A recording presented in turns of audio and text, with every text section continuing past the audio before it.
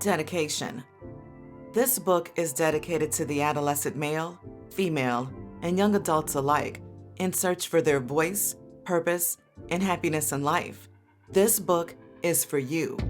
Through my creative thought process and way of explaining my experiences, may you find your path to a more fulfilled life.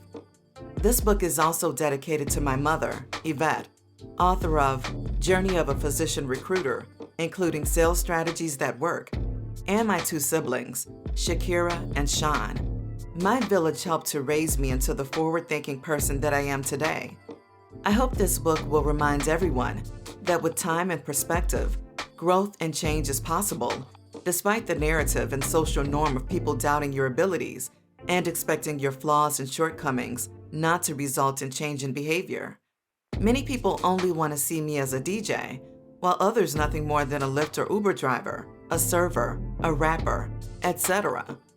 Do not allow people to label you and attempt to belittle your big dreams and vision, as others will not have the same drive and ambition that you might have to achieve goals and chase dreams. That is why it is always important to be careful whom you share your dreams and ideas with. You may have also heard this being referred to as someone having a crab in the barrel mentality, meaning people may not really want you to be successful or prosperous in your endeavors for fear of not being able to succeed on their own. Some people can see your full potential, and others may make you feel hopeless. I am writing this book to help motivate others toward their full potential. The only power another person's opinion has over you is the power you give it. Riel Dawson.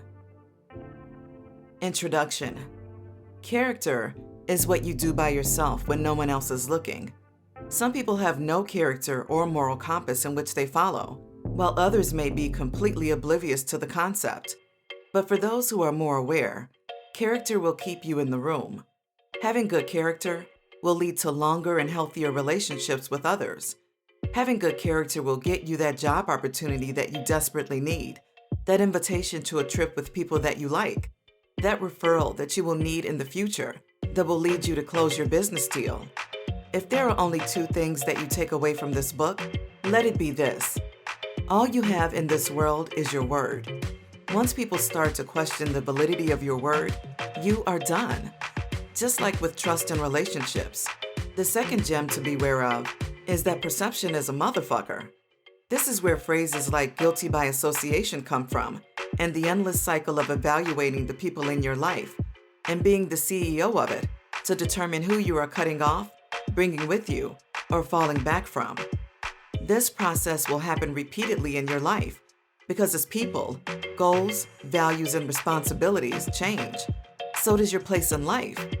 You will see this happen when your friends and relatives begin to settle down and have families.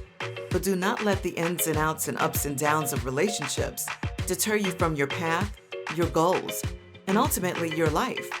You are supposed to be on your purpose in life and have goals and things in which you wish to ascertain.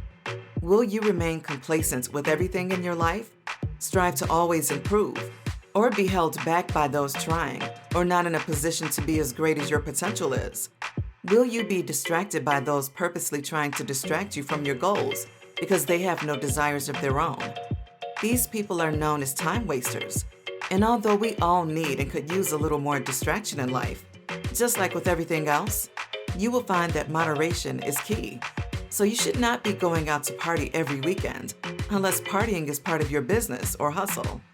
Get used to hearing the word no. You may hear the word no 1,000 times before you get your first yes, before you get to someone who believes in you and your vision and aligns themselves with your ideas. So get used to disappointment. Get used to some people using you for your skills, talent, or position. Get used to all the human social behaviors of jealousy, love, hate, and insecurities. Embrace yourself for the ride. My mother always told me that you're lucky if you make it in this world and come out with one or two people who you could call your friends. Not associates, but actual friends. Because life is a series of rooms, and whoever you get stuck in a room with determines the outcomes of our lives. Dr. House TV show, 2000. You are always one decision away from a totally different life. In the same breath, it is a small world, And you never know who might make it or be in a position of power. So while you're ignoring text and cutting people off who may have genuine interest in you and want nothing more from you, they will remember how nice you treated them before anything else about you, which is why your character keeps you in the room. Show respect even to people who don't deserve it, not as a reflection of their character, but as a reflection of yours. Forward by Tony Santiago. As I said before, you have to sometimes try a sample of different careers to find what you gravitate towards. Sometimes your personality can help guide you to find a good fit. Try taking some free online personality tests to get to know yourself more. If you don't like to swim, why would you become a lifeguard? It will speed you along faster when you're excited about what you are doing. Do your research. It's all online. Google is your best friend. I know you must work and do a bunch of other stuff, but you must lock down at least 1 hour a day to start working toward your new goals. You must make massive sacrifices with your personal time to get where you want to go. Everyone starts out not knowing people. You will find ways to make connections along the road. You must stay focused, even when things seem like they're not working. It takes time. Be patient, but work every day towards it. Start to rearrange the people in your life. If you're not learning from someone, don't waste your time hanging out with them all the time. You need that time to learn. You can fuck around occasionally, but no one becomes successful smoking weed every day and chilling. Use the internet to reach out to people who may be doing something you're into. Buy them a cup of coffee. Have the conversation. But start to clean up your circle. If your family is negative and is not a good source of support, find ways to block their energy as much as you can. Sorry to say this, but you only have time for those who want to add to your life, not take away from it. Read. Always read. Everything's in the books. Sorry to say this as well, but no one gives a fuck about you. You have to give the utmost fuck about yourself. No one is going to save you. Only you. Acknowledgements. This is for you, the person who listens to a stranger over their friends and family when it comes to asking for the same advice over and over to the same questions, to the same problems that you are going through. I get it. It's hard to move on, let go, get over it, etc. But they wanted me to let you know that they're tired of telling you to break up with that person, leave that job you hate, and quit complaining. Do something to make the changes that you claim you want, and hold yourself accountable. You can lead a horse to water, but you can't make it drink. John Haywood. Knowledge is power. Francis Bacon. 1. What can I learn? Why would you want to read a book or listen to someone like me? I'm not known for success yet, and I am not famous for anything as far as you know. I'm just your everyday guy who attempts to live above average and chase the American dream, just like you. What can you learn from somebody who has failed time and time again and has fallen short of expectations? That is to keep trying and never give up. Keep reaching for those dreams, thoughts, and visions, even though others cannot see and will not fully understand at this time. It's not that you can't learn from people's failures, for example, a homeless person, etc. However, in regard to speeding up your own definition of success and desires, then that requires being around people who are more successful than you, because you're going to learn and pick up on things quickly, like a sponge to get you where you need to be. Start your never-ending search to get into rooms that will achieve your goals, with morals and dignity, of course. What can you learn from someone who has all the potential in the world that teachers and other peers can see, but they haven't lived up to yet? Well, you can continue to read and find out, or you can be like so many others who think you can't learn something or get inspiration/information from people who have failed, come up short, and/or have even been homeless.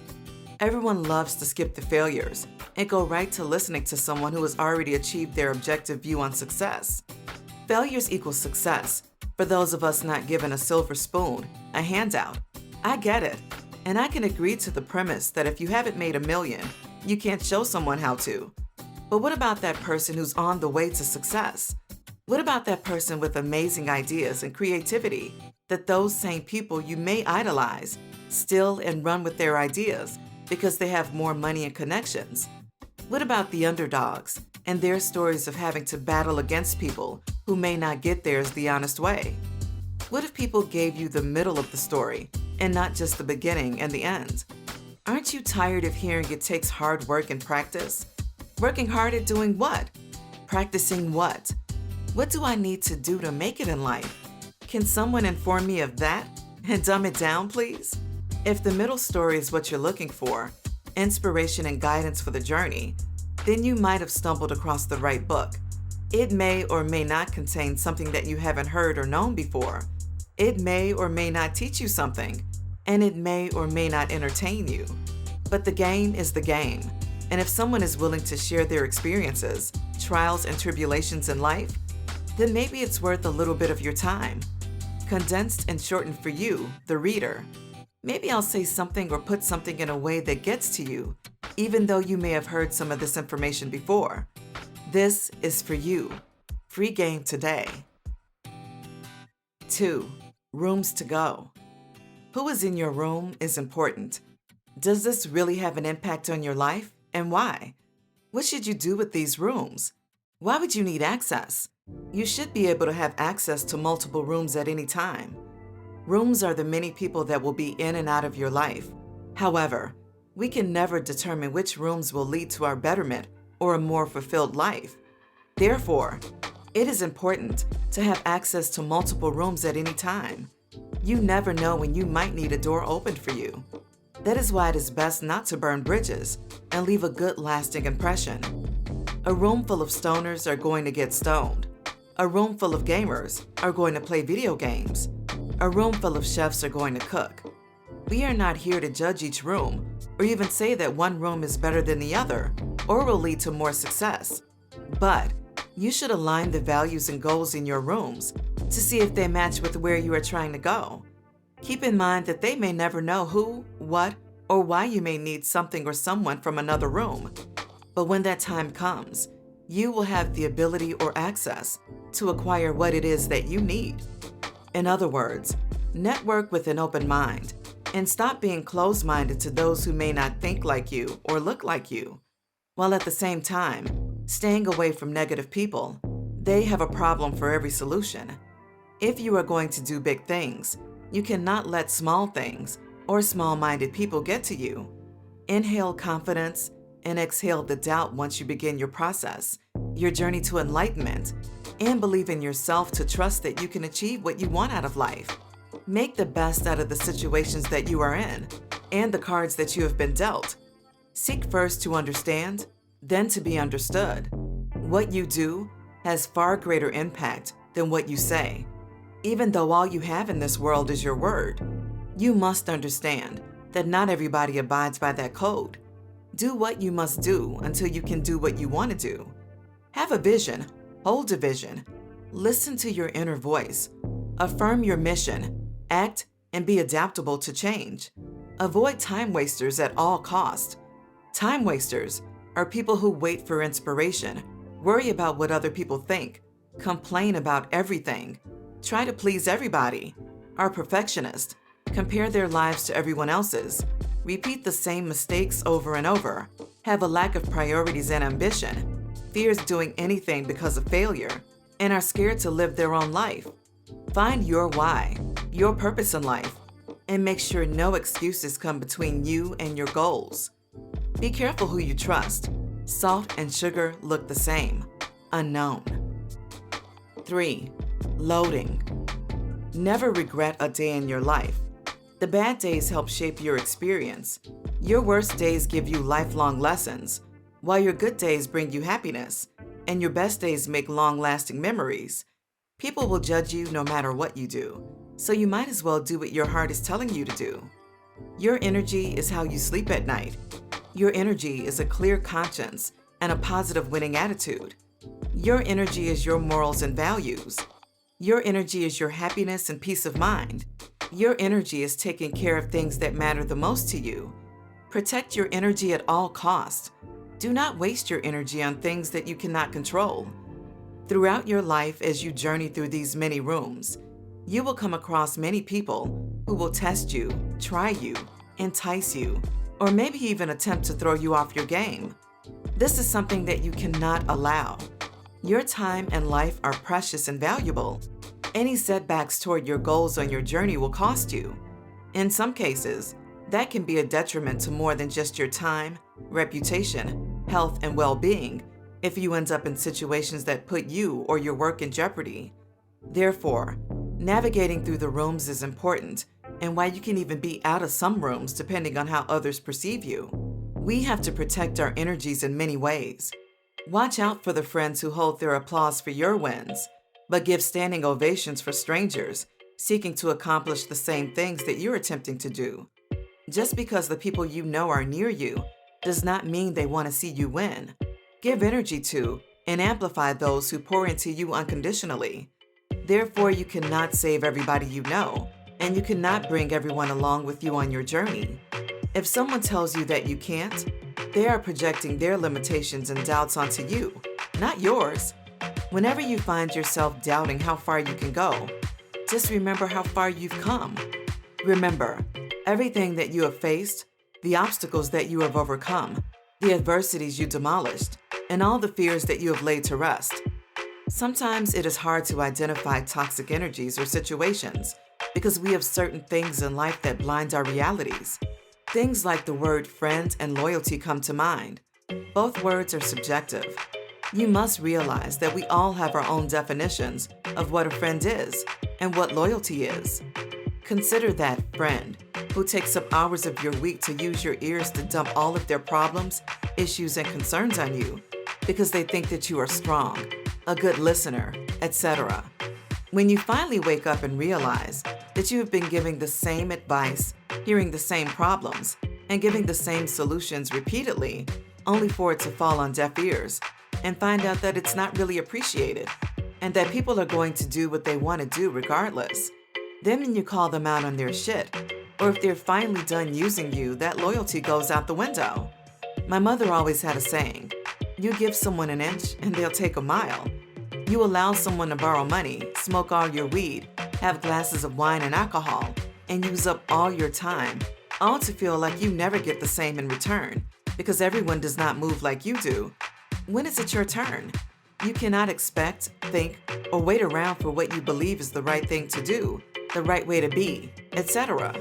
What is loyalty in a world of capitalism and instant gratification? The day that I awoke to value my time was and is one of the greatest days in my life. Time is the only thing that we cannot get back. Again, who is in your room? A bunch of ungrateful users? What we do with our time is important. In your head, when dealing with these kinds of people, we try to motivate ourselves all the time, uplift all of the time, tell them to avoid situationships and entanglements all of the time, and keep wasting everyone's energy on the same stuff repeatedly. Ask yourself, why are you bothering to deal with this? Taking time away from something else that you could be doing. You must realize that as human beings, we are all naturally selfish people. Yes, there are many people out there who are selfless, but so many are selfish. I know at this point you must be saying to yourself, but I'm trying to help someone. We have been through so much together, etc. You can lead a horse to water, but cannot make it drink. Meaning people move at their own pace and are not necessarily willing to do something until they finally are. For example, working out. Yes, it is good to have a workout partner, have someone to eat healthy with. But if that person is not on the same page as you at the same time, unfortunately, it is not going to work or last very long because their heart's not in it. We live in a what have you done for me lately society. So figure out where to prioritize and place at the top people who really have your best interest at heart and care about you and your well-being. Keep in mind that your good intentions, like being there for someone, may not always be reciprocated in the same way. The day that did it for me was when I, of course, lent my ear to one of my friends by answering the phone to hear the same old problems. And when I didn't say exactly what they wanted to hear, that person had the audacity to say to me, "I don't even know why I called you." Yeah, that's the day that did it for me. All the hours and time spent on the phone meant nothing to me anymore. Keep in mind, this type of person calls and does the same thing to at least 3 other people, giving the same advice and answers as me as well. So you are not even special at the end of the day.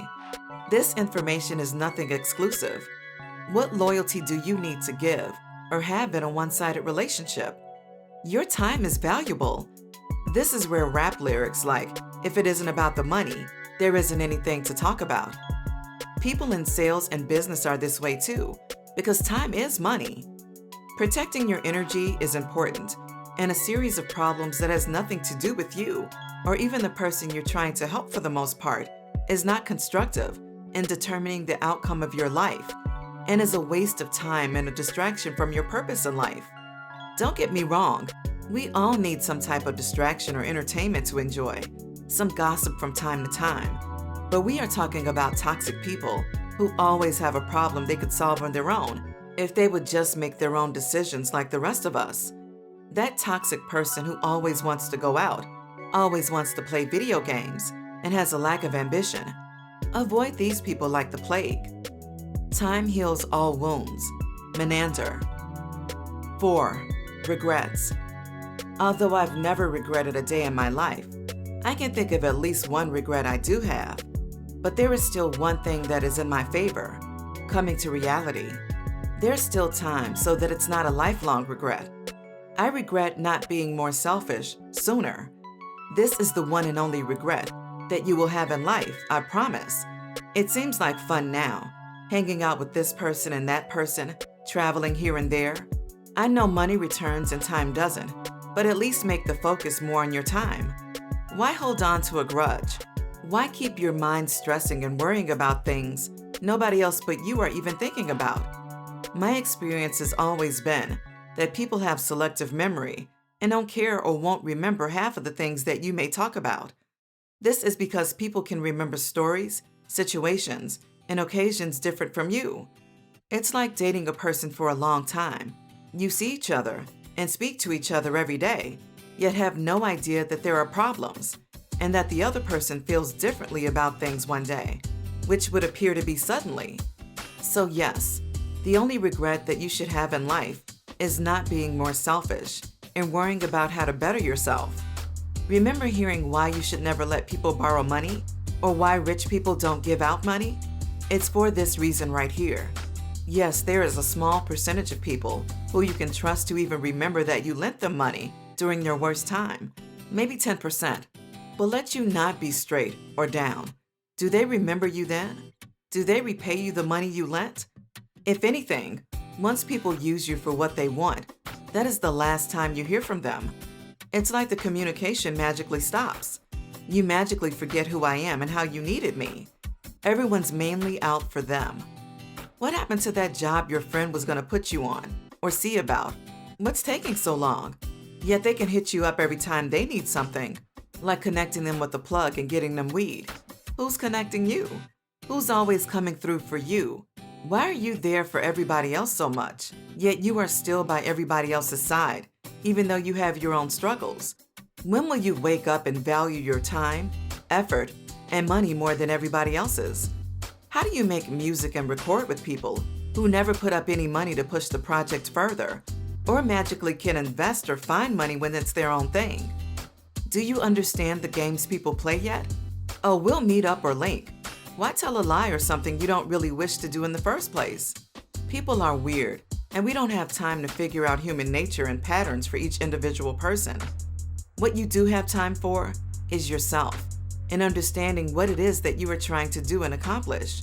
The goal is to not get caught up in everybody else's game and distractions, because maybe they'll be fine.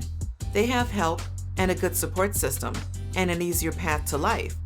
They may not have to work as hard as you do, fight as hard for some of the same things that their privileged asses just get handed to them.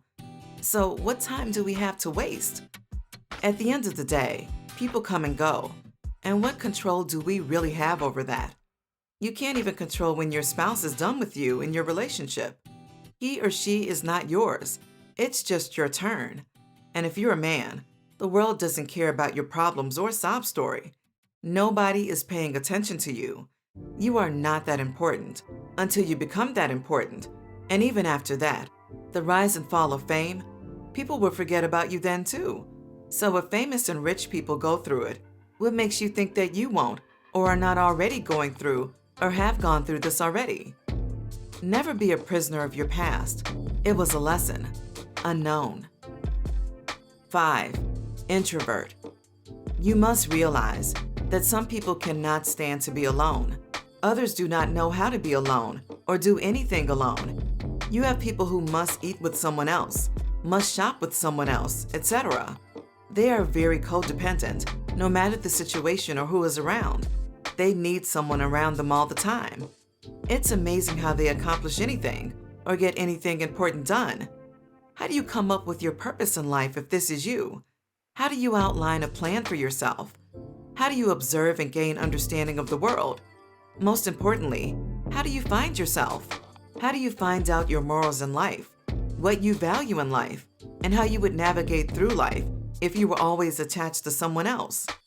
Some of my best ideas, words for songs, knowledge that I obtained from watching something different, opportunities that came to me, meeting new people, planning out my life and attracting the opposite sex for dates, all came about when I was alone, rather than being surrounded by people. People are great at times, don't get me wrong, and no one wants to always be alone or die alone.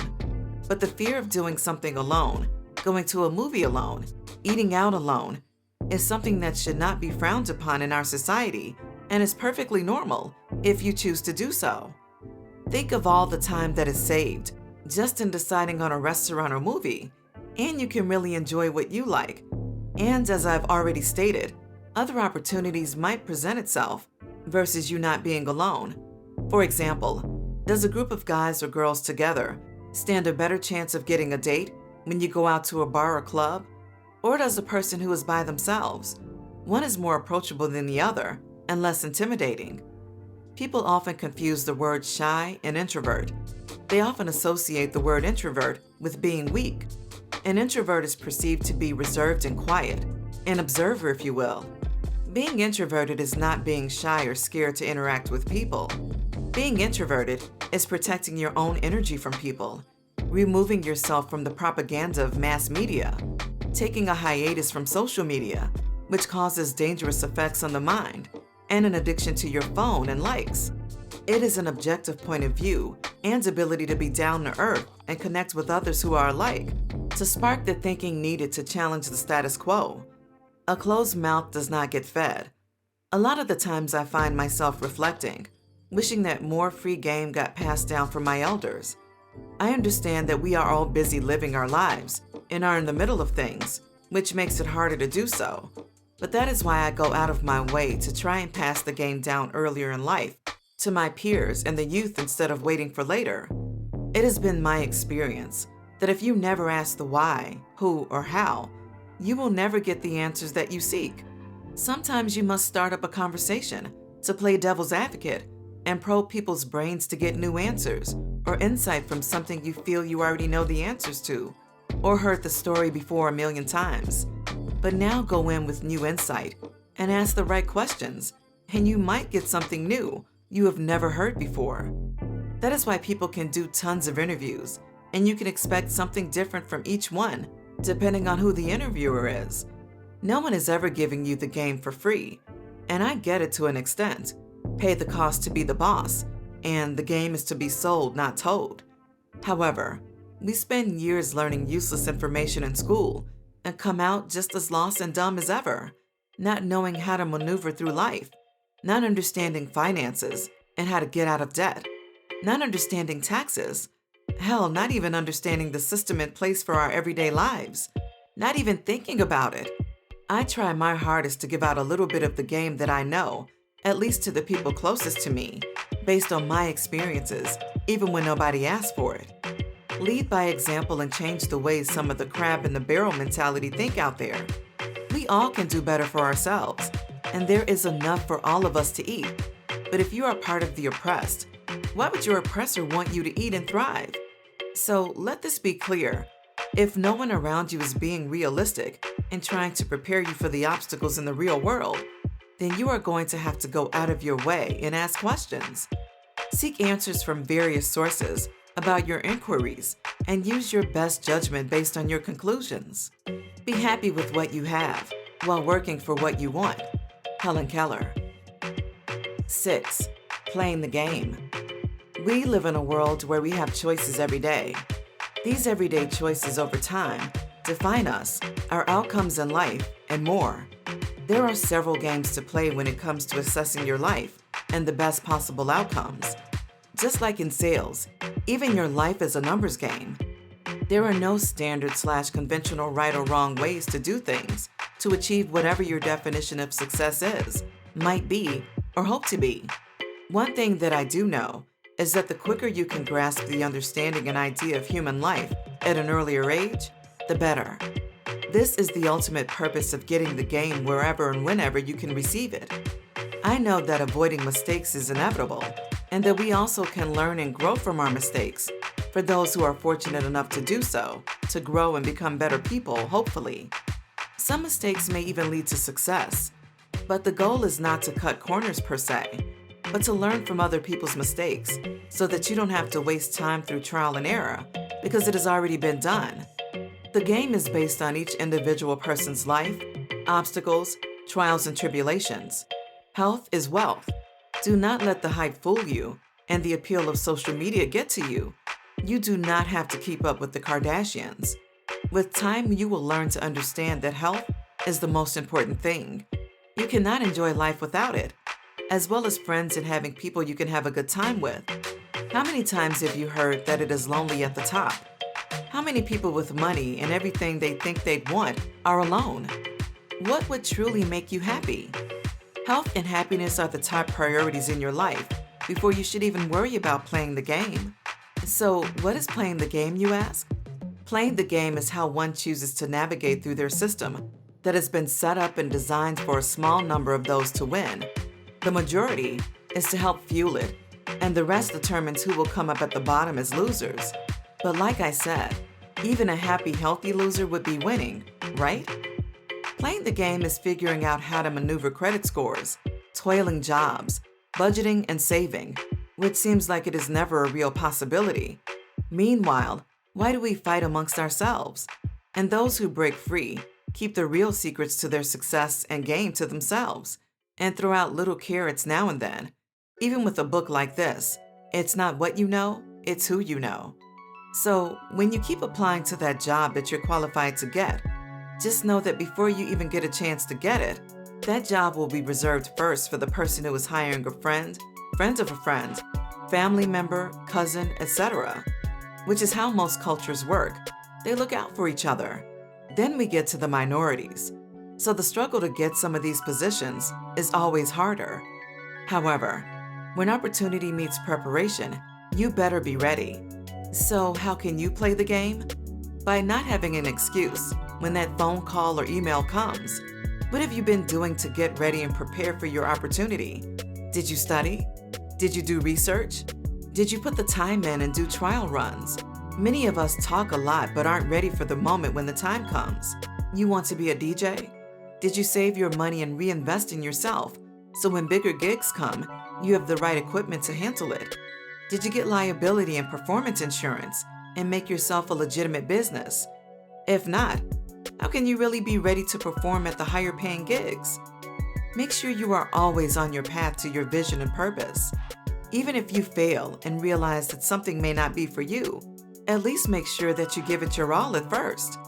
Many people go into something thinking that it's sweet, and when things get a little difficult, are ready to quit, while the other person you call successful didn't give up. Always ask for the receipt. 7. Receipts. I got the receipts. A common phrase in today's urban culture that can be heard throughout television, radio, and the media. But how many of us practice asking for, getting, and keeping real receipts? Not just the receipts of messages in your cell phone so that you can blackmail people or show proof of an interaction or incident. But how many of us make sure to do this in our everyday lives, with our everyday transactions? You never know when you'll need to show proof of a purchase. You can get audited, which is showing proof of the things that you did. Do you have budgeting issues? then keeping track of receipts is how you end up not poor and broke, trying to make ends meet week to week. What are you spending your money on? Why didn't you save more money this year? The answer is because you have no idea where your money is going. We must teach ourselves discipline, whether it be working out or eating right. Being better financially is all centered around discipline. Without discipline, we are no different than the animals in the kingdom. Applying basic bookkeeping knowledge and skills is important to your foundation of financial freedom.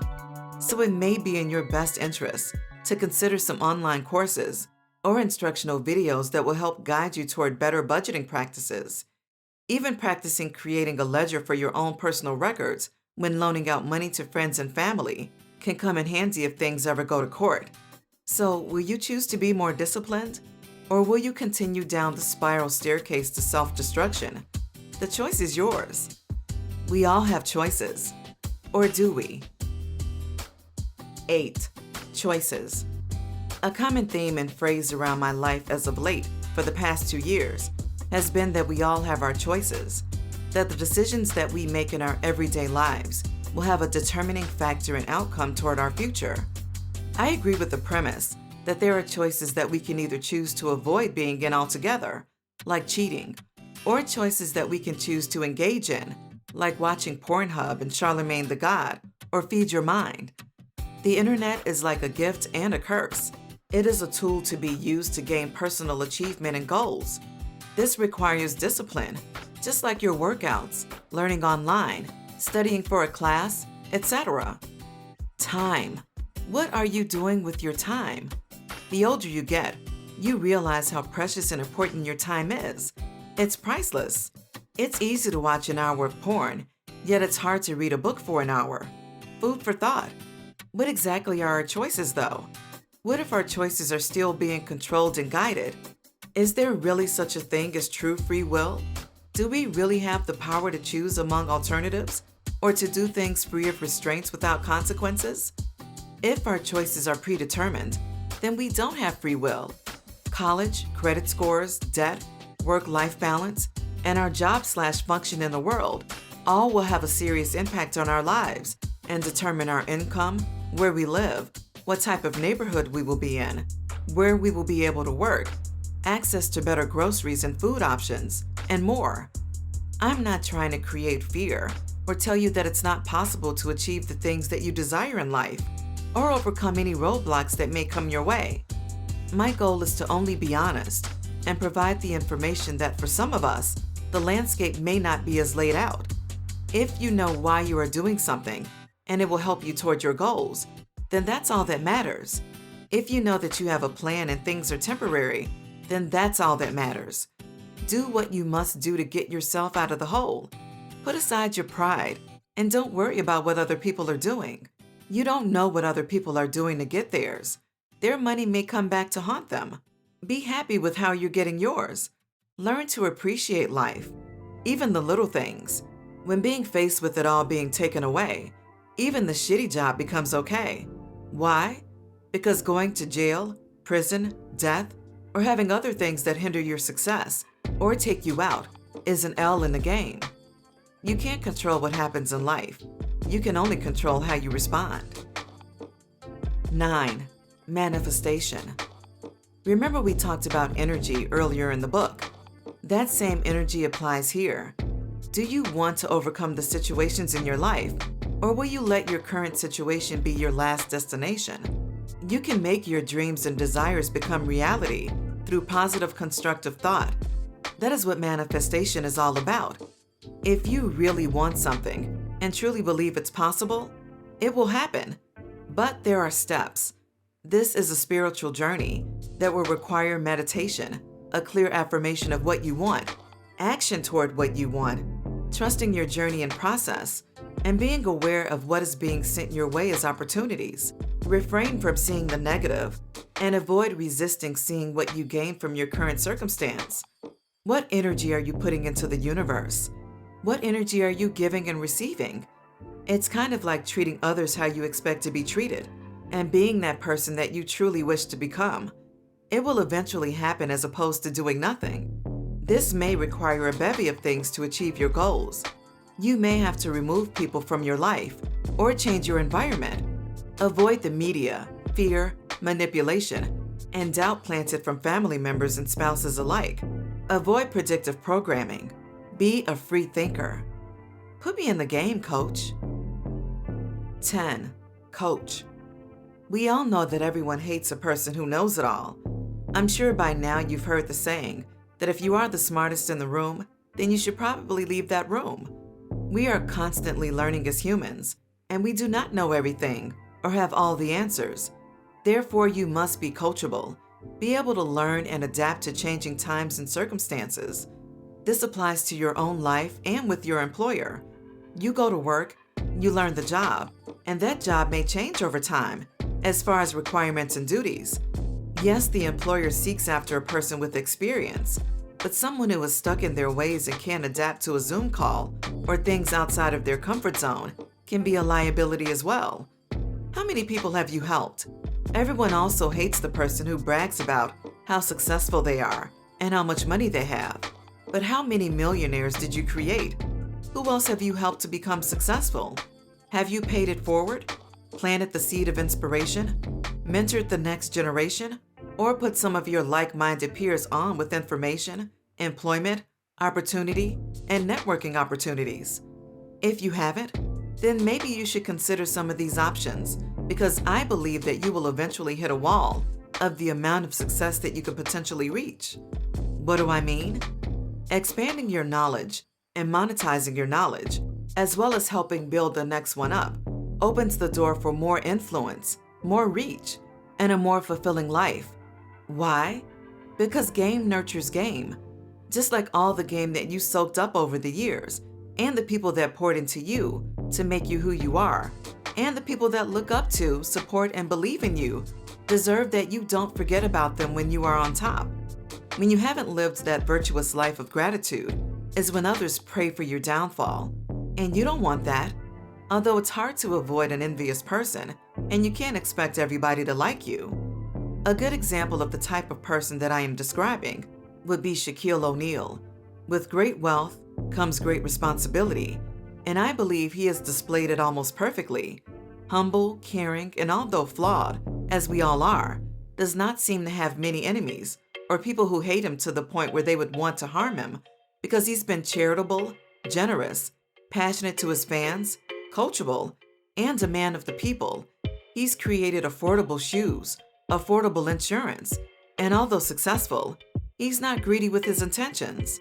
I played sports growing up, like most children. I played basketball and ran cross country. As a kid, they teach you that sports are a great way to exercise, build teamwork, and show sportsmanship. In hindsight, playing sports is more like the animal kingdom in business world. It prepares you for the vicious competition of what the real world is like. Yes, sure, and okay. 11. Yes men. Try to avoid having yes men around you.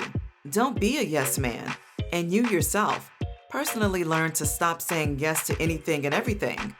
Take more time out for yourself and stop dealing with everybody's bullshit.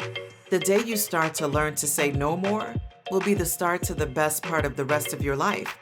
Yes, it may suck at first. It may even be a slap in the face when you realize who is there for you or not. The more you say yes, the more you create the opportunity for you to be used. So be mindful of what it is that you are always saying yes to and how people or others react to you when you finally say or tell them no. Do people really care about you and your feelings? Do people really want you to get ahead of them? Will people really be there for you when it's your turn for your favor? Not to sound pessimistic, but these are fair questions to consider during interactions and exchanges with others. Is everybody else benefiting more from the situation than you are? What are you getting out of the deal? Assets over liabilities. Rashad Bilal and Troy Millings. 12. Ownership. What is the most precious thing that a person can own? The most precious thing a man can own is his name. Go clear your name and make sure that there are no stains on your name that you aren't prepared to handle or can live through. Is it me? Or does it seem like the most successful businesses are people's last names? Trump, Simmons Mattress, Johnson & Johnson, Albrecht's discounts, Aldi and Trader Joe's, and more. So protect your most prized asset, your name. That is why people will sue for defamation of their name and character, because they still must work and get jobs and make money. Unfortunately, that may mean having to hold back some of your opinions and not be as open to talk about certain subjects, at least not until you feel like you are in a position where that won't influence your income and impact your life. Again, we must play the game until we get to where we want to be. If there are some other interests that you would like to explore that won't necessarily be attached to your name, you can always use a pseudonym. The world is your stage. Be creative, be bold, be fearless, and move with a plan and purpose. It betters your chances in this world. Again, be aware of anything and everything attached to your name. Unfortunately, you can't turn a blind eye to certain things and act like they don't exist. Credit is attached to your name, so check your credit and play the credit game until you don't have to. Create leveraging opportunities so that you're winning. Pay everything off early. Monitor your debt-to-income ratio.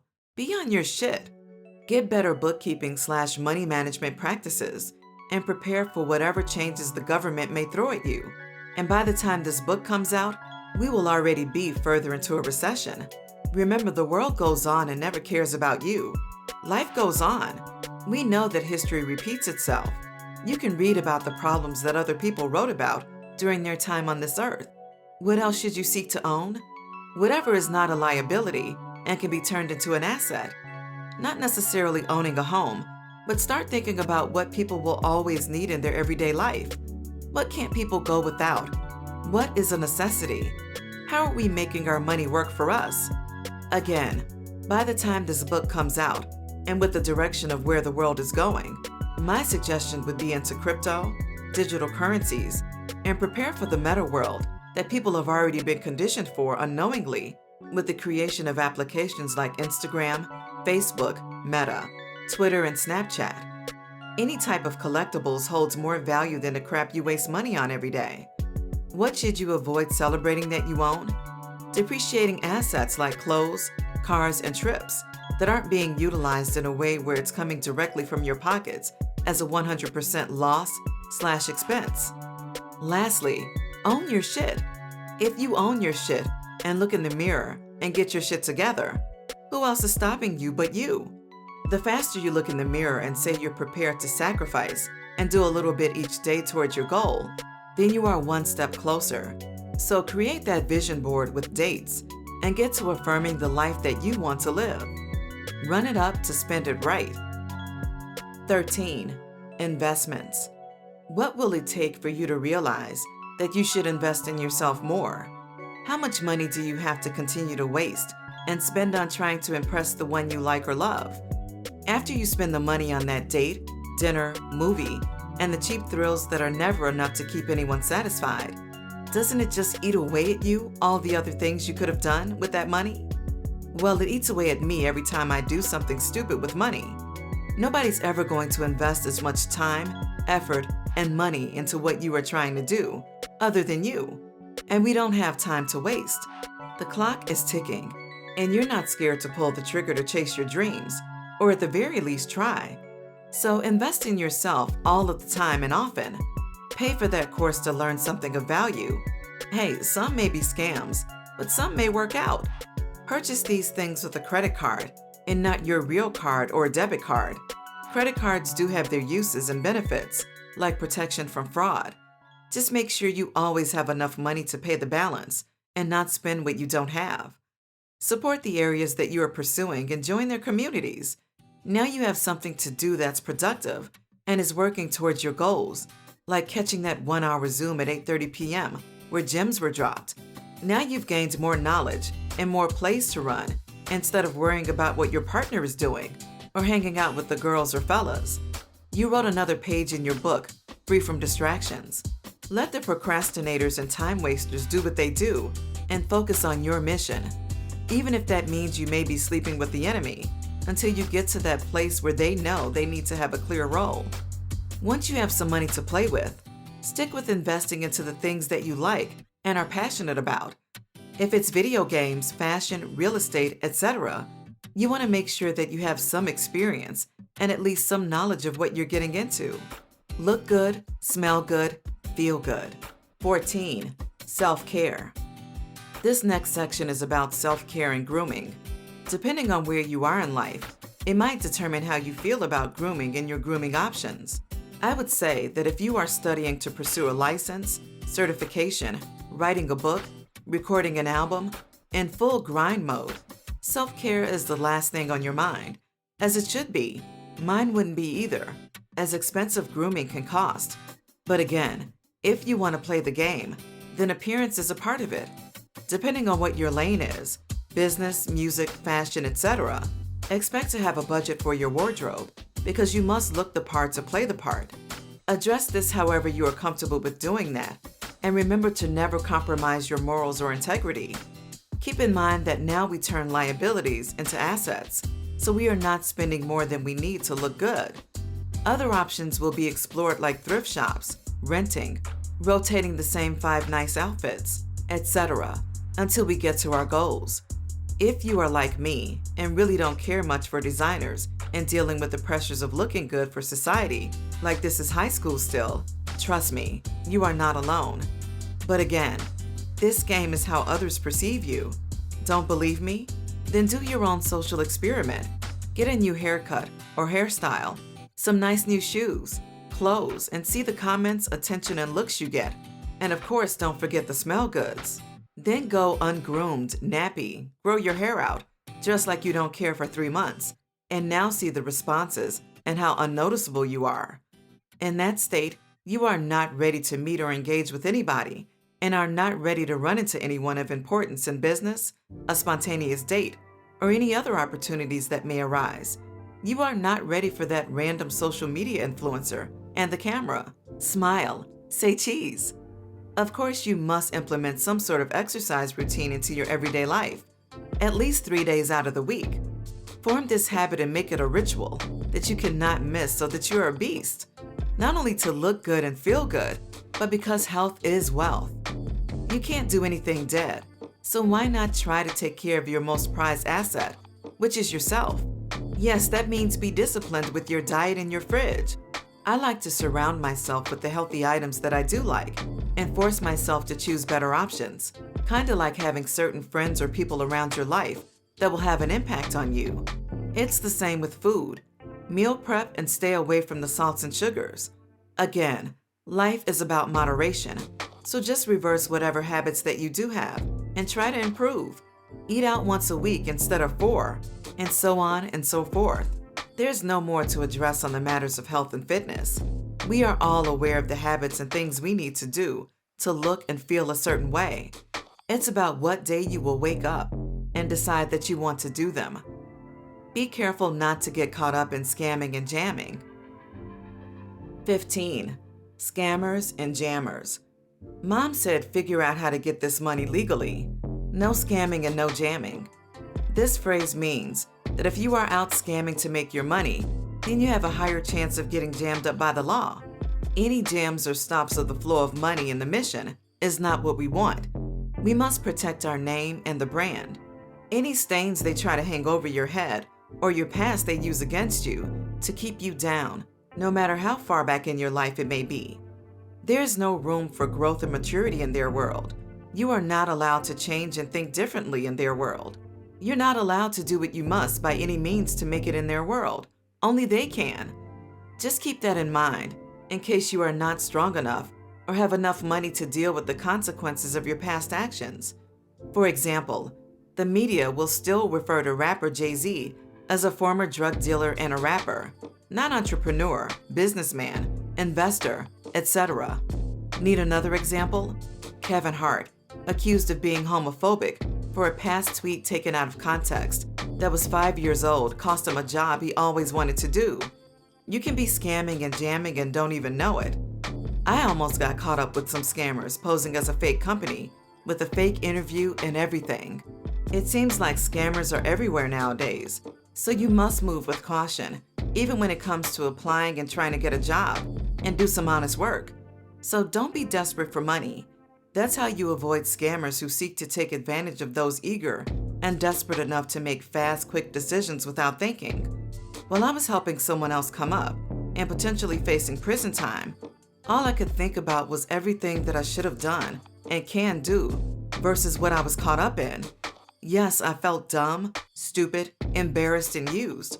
And still, there is nothing scarier than potentially seeing everything you have worked for be gone due to someone else's greed and your fear and ignorance. This is another reason why it is better to go after your dreams or what may seem impossible. What do you have to lose? All is fair in love and war. Francis Edward Smedley. 16. Keys to a successful relationship.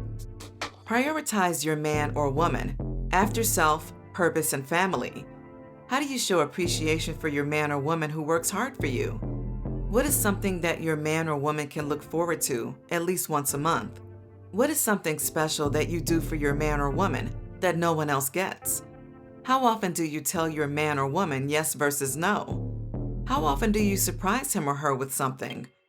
Are you by your man or woman's side, on his or her team? Are you cooperative, easy to get along with? Are you for your man or woman, support decisions? Are you more submissive to your job? Do you not question your bosses at your job, but question your man or woman?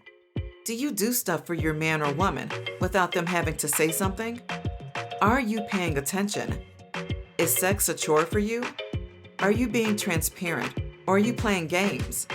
Are you lying through omission, cheating? Are you ever pleased? Are you being manipulative? Are you entertaining other men or women, have backups, due to fear of commitment and fear of loss?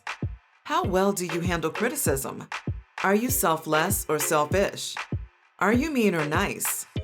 Are you in your masculine frame more than your feminine frame? How do you talk to your man or woman? Do you really want a man to lead and dominate, or are you trying to do it? Who has the final say? Are you trying to be a man's mother and tell him what he is doing wrong, how you would do it, etc.? Are you willing to sacrifice? Do you take accountability for your actions? Are you taking your man or woman for granted? If you were to break up, would you work out consistently to lose weight? If yes, is it because you'd want to look better to find someone else? Then why can't you work out to look better now? Expectations versus effort. Could you do more/try harder? Do your expectations match what you bring to the table, tangible, or are you expecting more than you're willing to offer? Do you have Disney movie expectations, or are you living in the real world? Do bad experiences/relationships have you bitter? Are you expecting to get everything because it's been told that you can have it all? Communication. Are you on the same page, or are y'all off in two different directions? Are you being a helpmate? Being submissive isn't a negative connotation. You can be submissive to your partner and still have your voice. If religious, Bible says to be a helpmate to your husband. Men don't listen to what's said. We go by actions. What are you doing? How are you moving? Women respond and think based off their emotions. Come to terms that some of the feminist movement has hurt our relationships with one another. Admit that you do need a man to do certain things. Men are an important role in their children's life. 1 in 4 women will marry. Consider these points to maximize the best outcome in your relationship. Pain comes with success. Embrace it. That's life. Go hard and cry tears of joy. 17. Lessons. So, what should you have learned? I don't know, but I know what I have learned, and that is that time will now, forever, and always wait for no man. It'll take your wake-up call for you to get more focused and grind it out. If not the friends or people around you, then hopefully this book. Put the pieces of the puzzle together and find the courage and some support to go for what you want. How many times do you have to repeat the same actions to know that this may not be for you? Dreading that 9 to 5? Me too. Yes, play the game and get the bread. But what is the exit strategy? Because you can't take it anymore, right? Maybe you almost got scammed, or did, and lost it all, and must start over. That's motivation. Your new job won't give you any days off, and you are a slave to a strict schedule.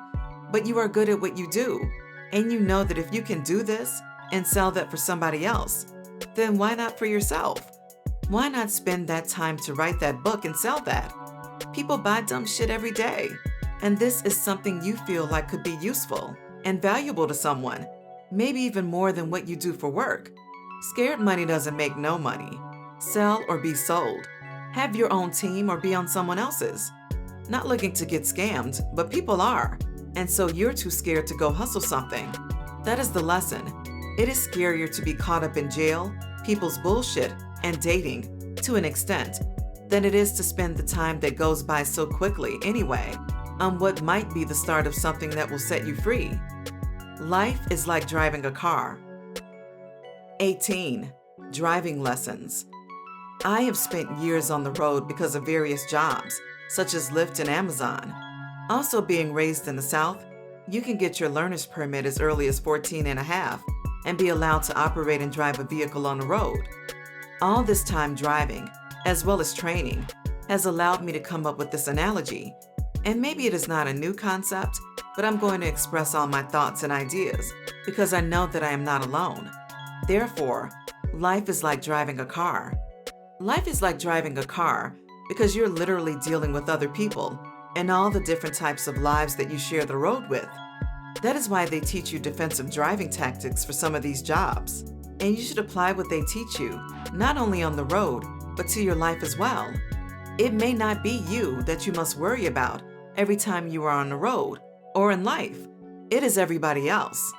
So you use defensive driving to avoid the bullshit because, again, we don't have time to get caught up in other people's bullshit. Stay 3 seconds away.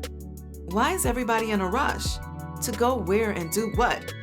Why does it seem like the beat-up, dusty cars are always the ones zooming in and out of lanes, annoying everybody with poor driving? Why does it seem like females always have road rage and tailgate behind you to where if you slammed on the brakes, we are all done? They tend to drive Nissans for some reason. So how do we avoid these situations and people? Be calm, go your pace, do you. Don't let others pressure you into speeding and going fast. You're not in a rush. You left on time and are cruising everywhere you go. You are responsible. You know that nobody has anything more important going on that they need to do, and no amount of tailgating or road rage can deter you from your destination safely. How many times have I had somebody rushing behind me, trying to speed me up, but they're not going where I'm going, and their travel is not as far as mine? The answer is every day. I can let them speed me up, and they turn off, and now I'm the one with the speeding ticket. I'm the one in an accident. You are precious cargo and are more expensive at the end of the day than any price tag of that vehicle. That's the joke, right? One of the most dangerous and expensive things that you will operate and own you play with. Your lives. Because it's just a toy, right? So you're going to let these other people toy with your life? Patience is a virtue. Celebrate the small wins. William Langland. 19. Trust the process. I have come to realize that I am a patient man. I would not say that I'm a perfectionist, but you must find that balance between wanting too much too soon before you are even ready for certain situations. As a man, you must stand firm in your beliefs, vision, and think clearly about your intentions and where you are trying to go and what you are trying to build. It may not be easy thinking different and going against the status quo. For example, like many are starting to see, I am one who is not in a rush for marriage and kids, etc. There are men out there who may feel the same, but may slip up or feel pressured into doing things that the other person themselves is not ready for either. You must remember that women have a biological clock and that you do not. I believe that it is extremely selfish to bring a child into an unstable, no foundation, and nothing built environment. So don't fall for the trap of family and kids. But she still wants to go out and go on trips. And if she was honest with herself, she's not even ready for the responsibility of a wife. But she wants you to provide all the responsibilities of a husband, starting before and leading up to marriage. And if you don't do something in what society deems the appropriate time frame, then you will be chastised. But Rome was not built in a day. Everybody must do something they don't like, a job that is not ideal to get you where you want to go. Nobody starts at the top or with it all. So continue to grind it out and keep your head down. Your time is your time. Stop comparing yourself to what other people got going on and other people's time. They may need the blessing more at this time. Life is a long man's game, and like one of my many jobs, life insurance teaches you that. Prepare for those expenses that continue to come after your working years. Most people don't think and prepare for the future, and that is how you can get jammed up later in life, even after paying your dues. The game literally never stops. It even gets more complicated. That is why it is extremely important to celebrate your small wins, even if it is by yourself, which I had to do a lot. You can't control what happens in life. You can only control how you respond. And remember, you can't influence the world if you're trying to be like it. Are you not entertained? Maximus, Gladiator. 20. Remember me.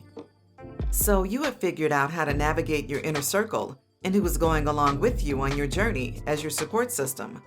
You now are aware of your credit score and are practicing better money management techniques to leverage credit to your advantage. You are investing in yourself by using the same money that you would normally use on fast food to release that song, book, purchase equipment, etc. You are investing and spending your time on things that can make you passive income. You are making efforts to work out and have a healthy diet. You now write down daily goals and future goals with dates and affirmations on a consistent basis. Your vision board and your environment are aligned with your purpose. We are working on a statement that clearly identifies what it is that you want to be known for by focusing on a niche. The jack of all trades is the master of none. That does not mean that you cannot have other interests, but what will be the main one tied to your success? You have identified your value and contribution to the world and what makes you unique, like your voice. You are planning on how you are going to package, document, and understand your value that will create an impact on other people's lives. You are not going to overcomplicate the process and are going to trust the process. Who am I? I am an observer of this world and fascinated with the psychology of human nature. My purpose is to inspire and uplift the ones around me, to pursue the gnawing thoughts in your head about what is passionate to you, to at least try. You owe yourself that much, and to never sell yourself short. This was my thought process, my creation from start to finish, my project, ideas, thoughts, and vision. I want to be known for compelling thoughts and using my creativity to help better myself and others. I love to write songs and inspire others with my creativity. I have an impact on the lives around me already on a small scale. Now I am scaling up by sharing my thoughts, ideas, music, and creations with the world.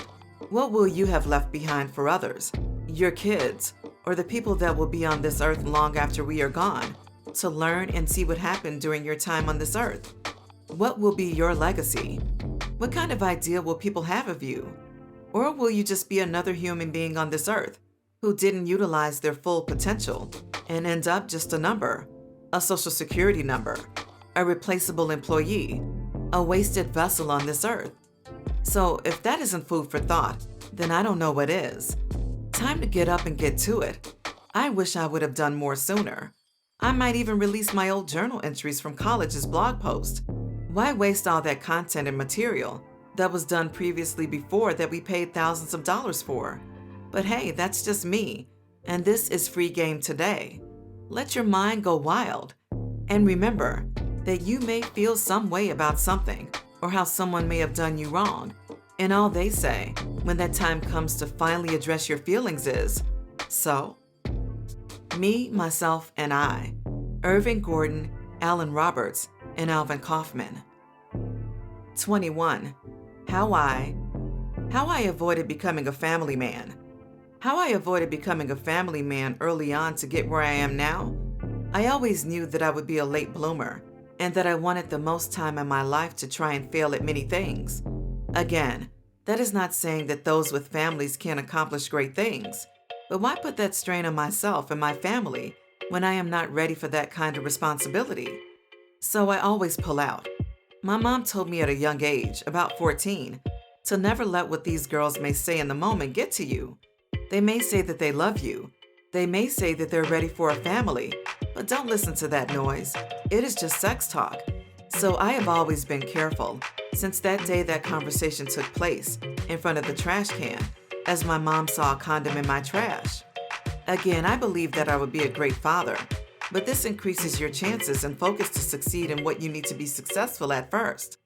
Not saying that having a child can't create discipline and structure, but again, you must be prepared and have the mindset to not only take on that task, but go further to develop and grow yourself as well. How I suffered 4 shoulder dislocations. How I suffered 4 shoulder dislocations, 2 on each arm, during my short-lived basketball career. I started playing basketball around the age of 10 for the first time and was naturally decent. I observed the game from my older brother and my father. They would play basketball outside sometimes on our basketball hoop, and I would get in a couple of shots too, of course. This was the era of Jordan, Kobe, and Iverson. We wore the signature Jordan shoes. You had to yell out Kobe when you shoot, and the fashion and moves of Allen Iverson would forever change the game. My brother played AAU in high school basketball and was good. I would go on to do the same. I grew up playing the point guard position, or the shooting guard, and was decent and known for that until I hit a little growth spurt in high school to 6 feet. I'm sure my hoopers could guess what happens next. Here come these sorry coaches trying to place you and put you out of your natural position just because you're a little tall. Not NBA tall, just normal tall. So, in high school, coaches had me running the power forward and center positions. I would get my first shoulder dislocation junior year of high school in basketball practice while in the air attempting a layup. It was my right shoulder first that upon contact of the block rotated the cuff back enough for it to pop out of socket and dislocate. I remember not being able to stand as the nerves prevented me from being able to maintain my balance.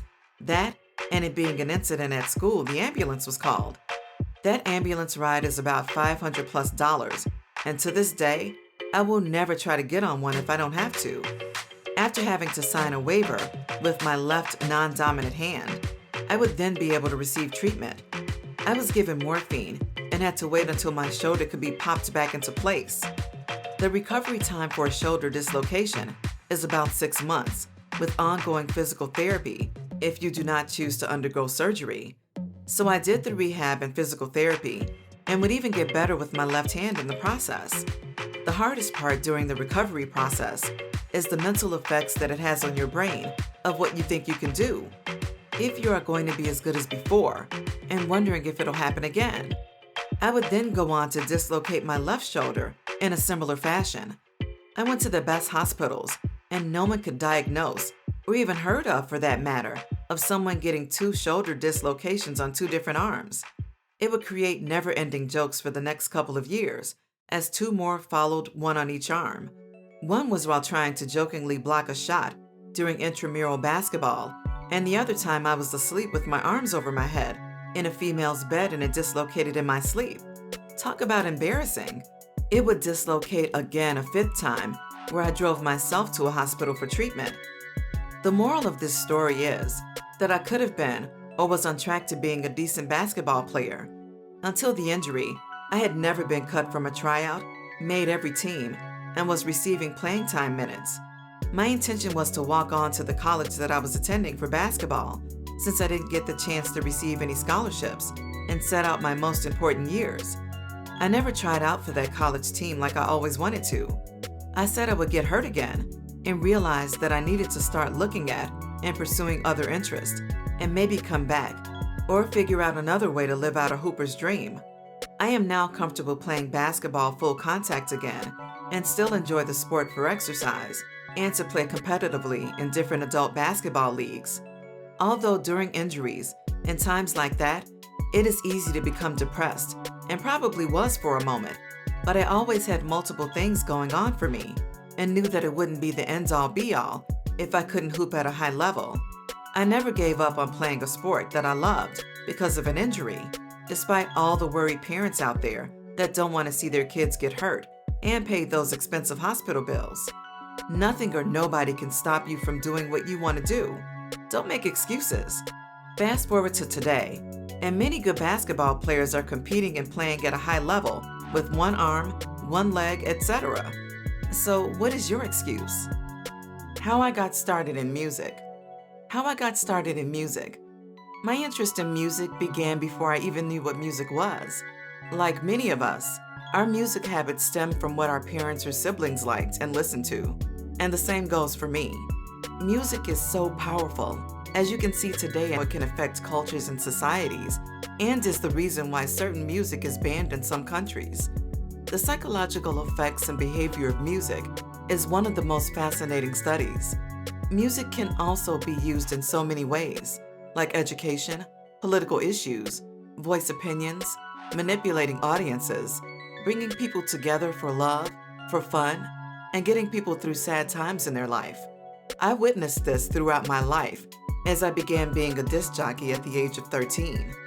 My first party was for a friend that I went to school with, who was having it in their basement. We were known in town for having access to a lot of music, as my brother brought down a lot of practices from up north down to the south that they were behind on. So we burned CDs and sold them for $5 at school. If we weren't known for one thing, we were known for another, always doing these extra side hustles at an early age. So me being known for music and already having a deep catalog of music would get me my first DJ gig. Even at 13, I knew that I would need equipment to pull this off and wanted to look for some, but I knew I could do better than that. So I invested in myself. I don't remember how I found out where to even purchase this thing, but I remember getting my brother to drive me to Sam's Club to get what would be my first set of DJ equipment. It was a dual CD mixer with crossfades and came with speakers and was around $300, allowing for better transition in between songs.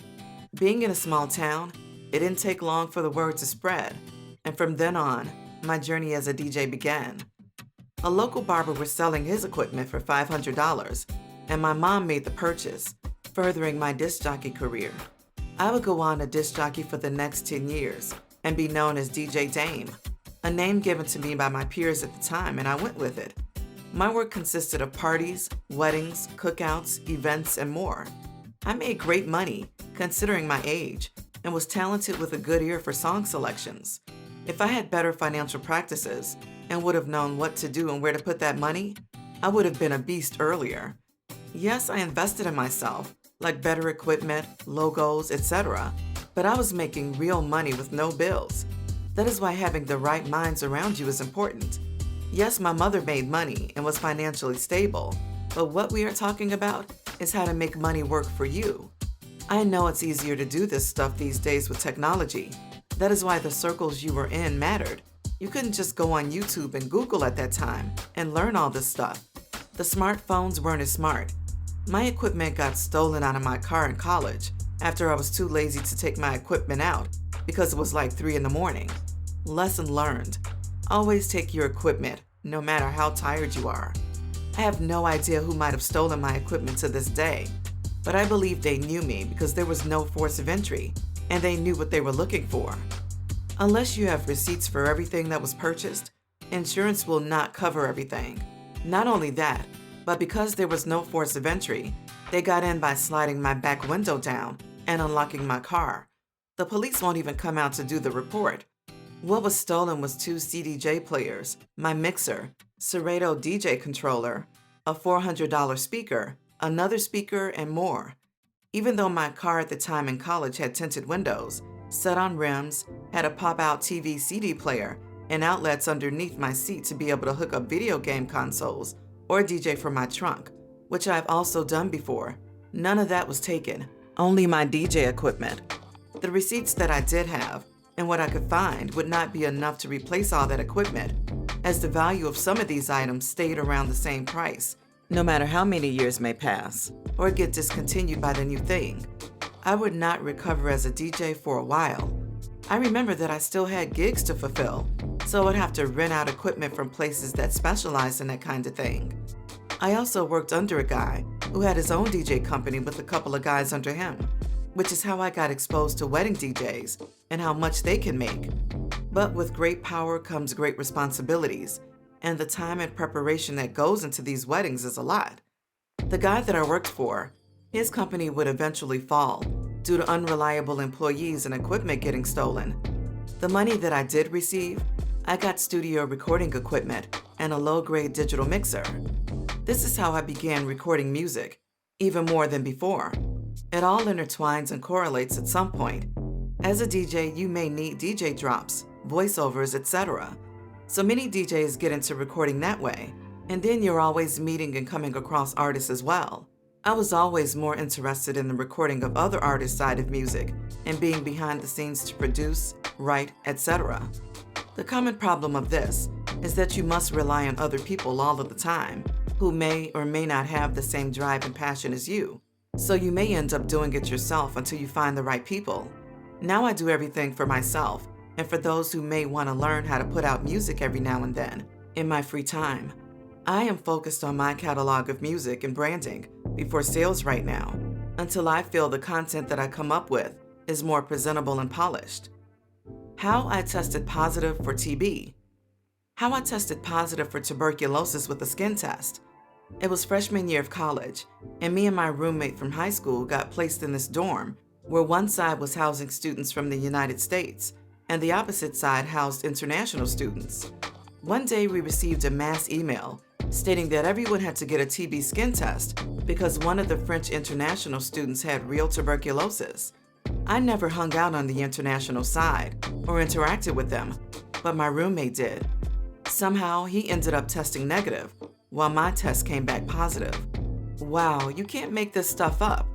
Again, feeling like why and how me? I was told that it was just a skin test and that I may need to take medicine if it is dormant and can become active later in my 30s if not treated. Here we go again with all this life-altering information. How should I live my life? Look at the side effects from these medications? I don't want to have a strong-smelling pee with discomfort that will change colors for 3 months, affect my liver, and won't be able to drink or turn up. So I did nothing but bottle this information for years until I finally went to go get blood work done to make sure that I didn't have it. I was just going to the doctor to get the medication that was already recommended to me years ago. I didn't even know there was another test to verify if it was or is for certain tuberculosis. Thankfully for me, my blood work came back good, and I have not had to take any medications or worry about this problem as of late, and hopefully never again. How I survived a rare tick bite.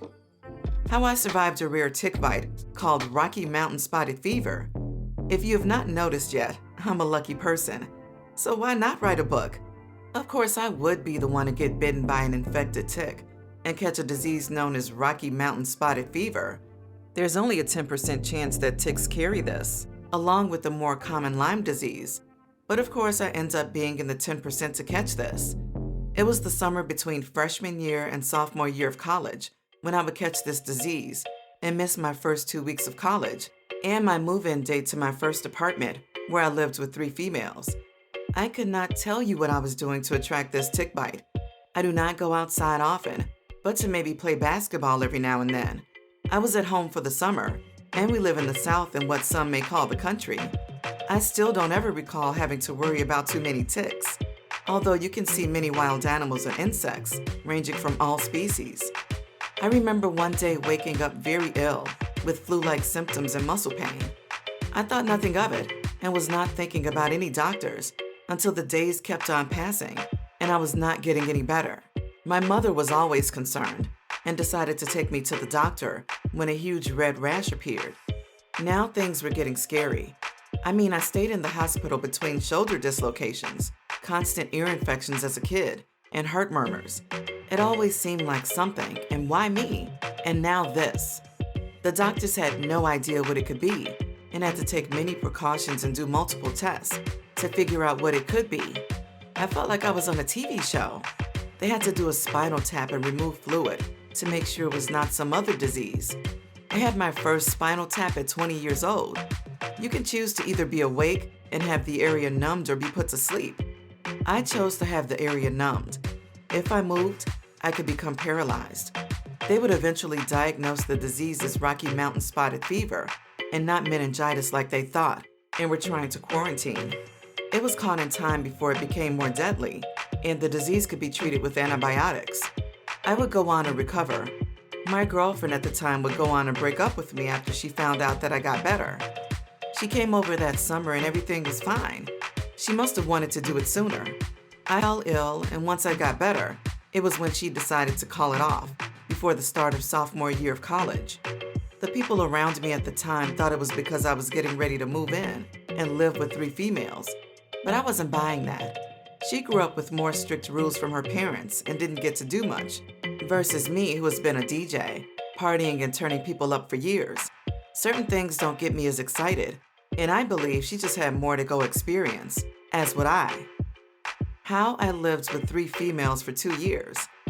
How I lived with 3 females for 2 years while in college.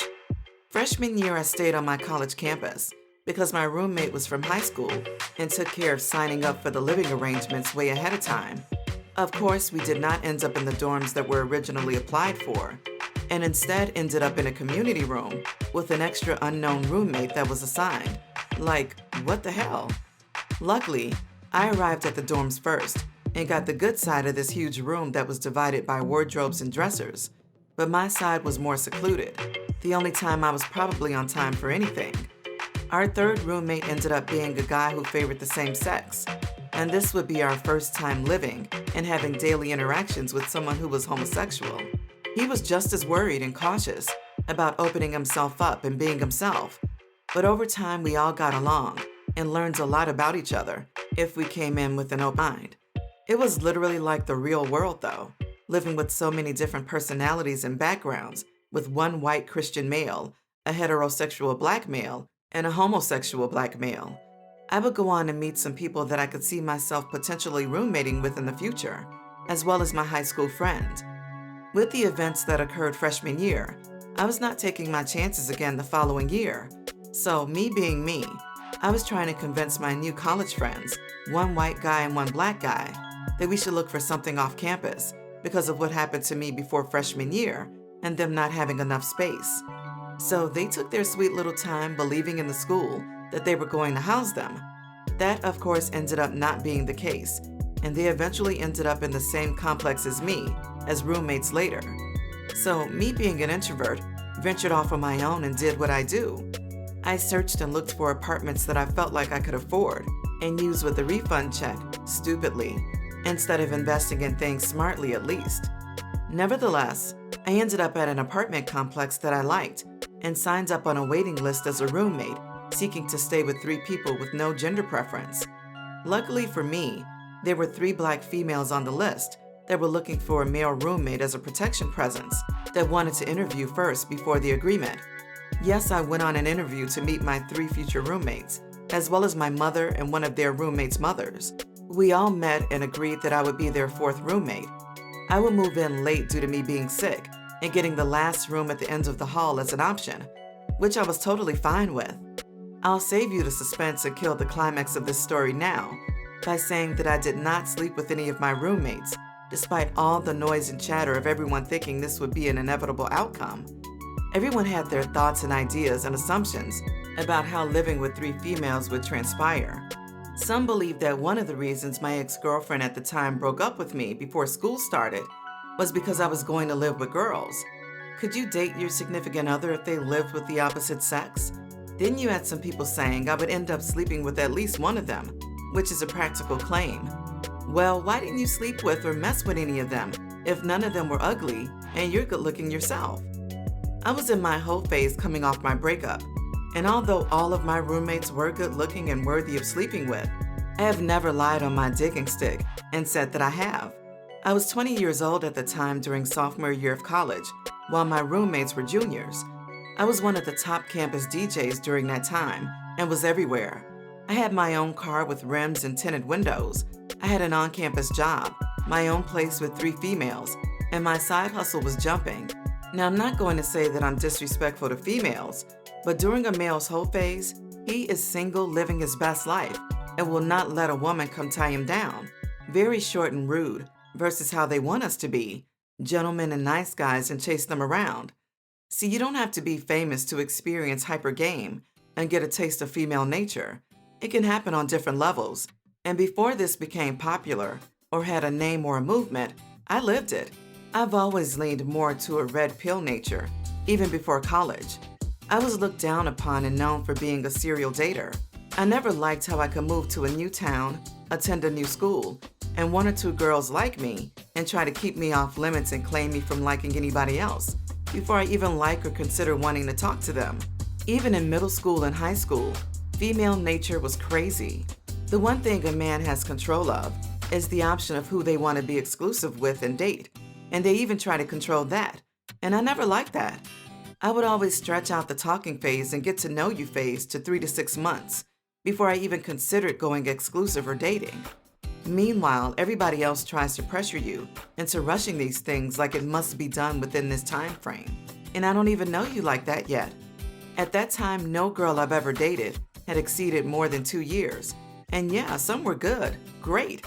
Even then, though, I felt the pressures of being guided to being committed and a family man with kids at age 16 and 17, with so much of my future ahead of me. Like these southern girls in these small towns move differently and fast. I wasn't ready for all that yet. I was a city boy from Atlanta, Georgia, with big hopes, dreams, and ideas. And the people in town could see that as well, and had high hopes and expectations that I am still trying to live up to, my full potential. I say all that because I chose to live this way. I was referred to as a philanderer and a player. I received shade and some hate at an early age for some of the same reasons that I was liked. I was light-skinned, in the advanced classes in school, tall, had a well-off family, played sports, and was a disc jockey at age 13 and sold CDs before. So people knew me, and I knew people, and had a reason for some people to want to know me, a trend that would carry on all the way up until college. It's all good while you're on top with a purpose, and everybody needs you. But get your equipment stolen and no longer hold the use and value people saw it in you before. And that's when you get to see who was for you and who just used you because of what you did, or who you were at the time, or what you could do for them. So in college, first it started off with a car. Sure, you need a ride here. You need to get dropped off there. House party, club, etc. Even my roommates were like, Damian, you could say no. You never say no. You could say no sometimes. And I mean, I got it then. Some people use me for things. Maybe I needed some people around for things too. But ultimately, naive me would be in the mind frame of, yeah, I got it right now, but what about when I don't? Maybe I'll need someone to depend on or look out for me when it's my turn. You know, I'm looking out for the people closest to me right now. Not like everybody, and it's my own people, Black people. But we all know the lesson. We can't depend on people when it is your turn. You may be all alone. You can't expect people to remember what you did for them, or throw it in their face when it's that time either. The same reason why you hear rich people say that they don't give out money, or you think that they don't do things for people. Remember, out of sight, out of mind. You are only remembered until you are forgotten, and that is what being an introvert is to me. Nobody remembers I even exist until maybe they see me back doing something again, active, and maybe doing something they're too scared or lazy to try. And so now they live vicariously through me, or you. Have you been invited to your friend's new spot, even though you helped them stay when they didn't have one? Have you heard from your friend that when you all lived together, talked every day, but now that you aren't roommates, hardly speak at all? Did they need you to do that big move when it was moving in with you, versus when it's time to move out? Did you lend out money before and the other person completely forgot or thought it was a gift? So you were good enough to remember when it's time to ask for money, and you genuinely don't want anything in return, but now that person acts like you don't exist. Yeah, don't end up being this person. Don't be like the old me. That's why they say nice guys finish last. In college, I was that dude, like I've consistently been. Just by being me, living my life, having my shit somewhat together, and not being scared to venture away from people and wait on them.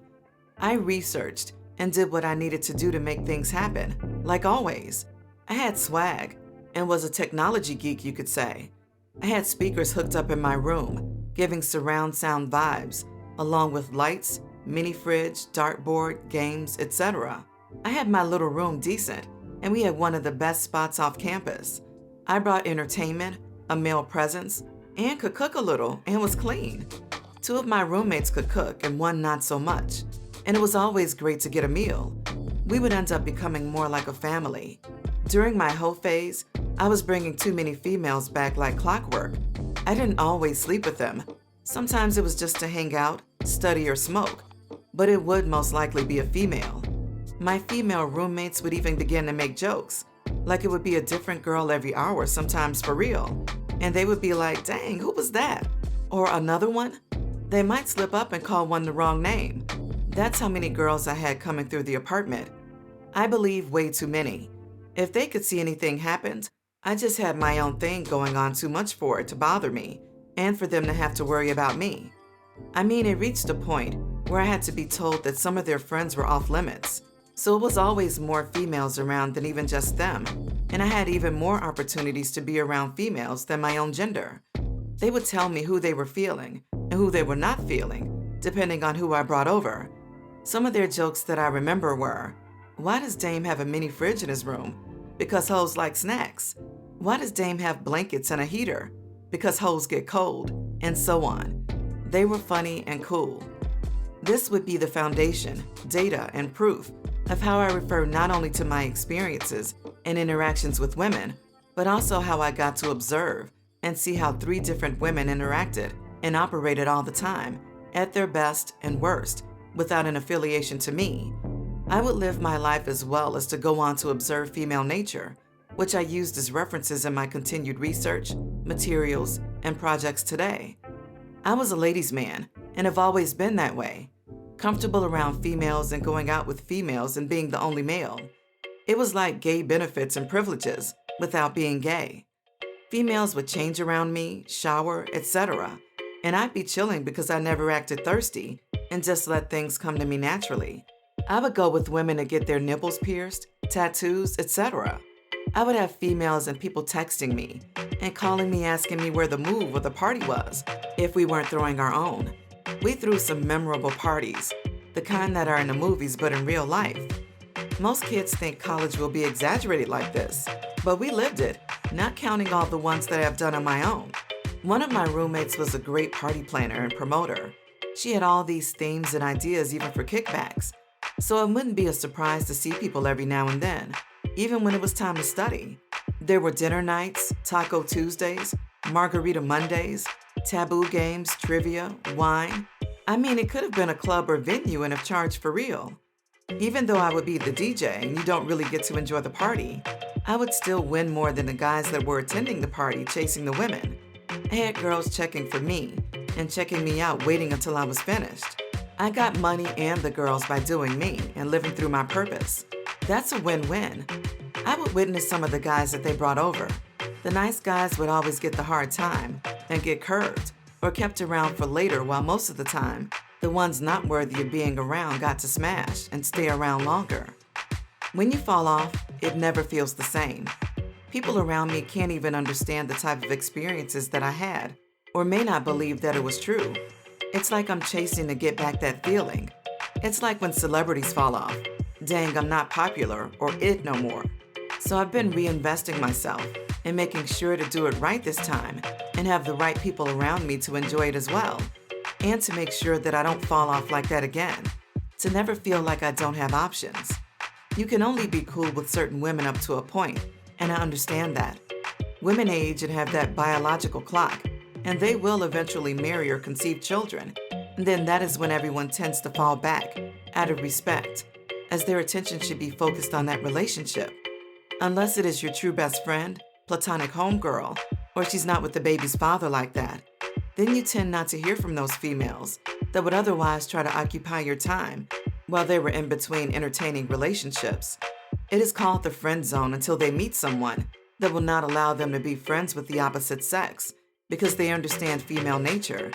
It's not about being controlling, but there is no need to inhibit and promote behavior that doesn't fit within the result in which they're seeking. And clearly, I can't marry or be with them, so that is that man's job to take care of and entertain that woman who can't do anything for me now. So I must continue to find some new circles and connections that will fit my new journey and path for now. How I found out I got cheated on.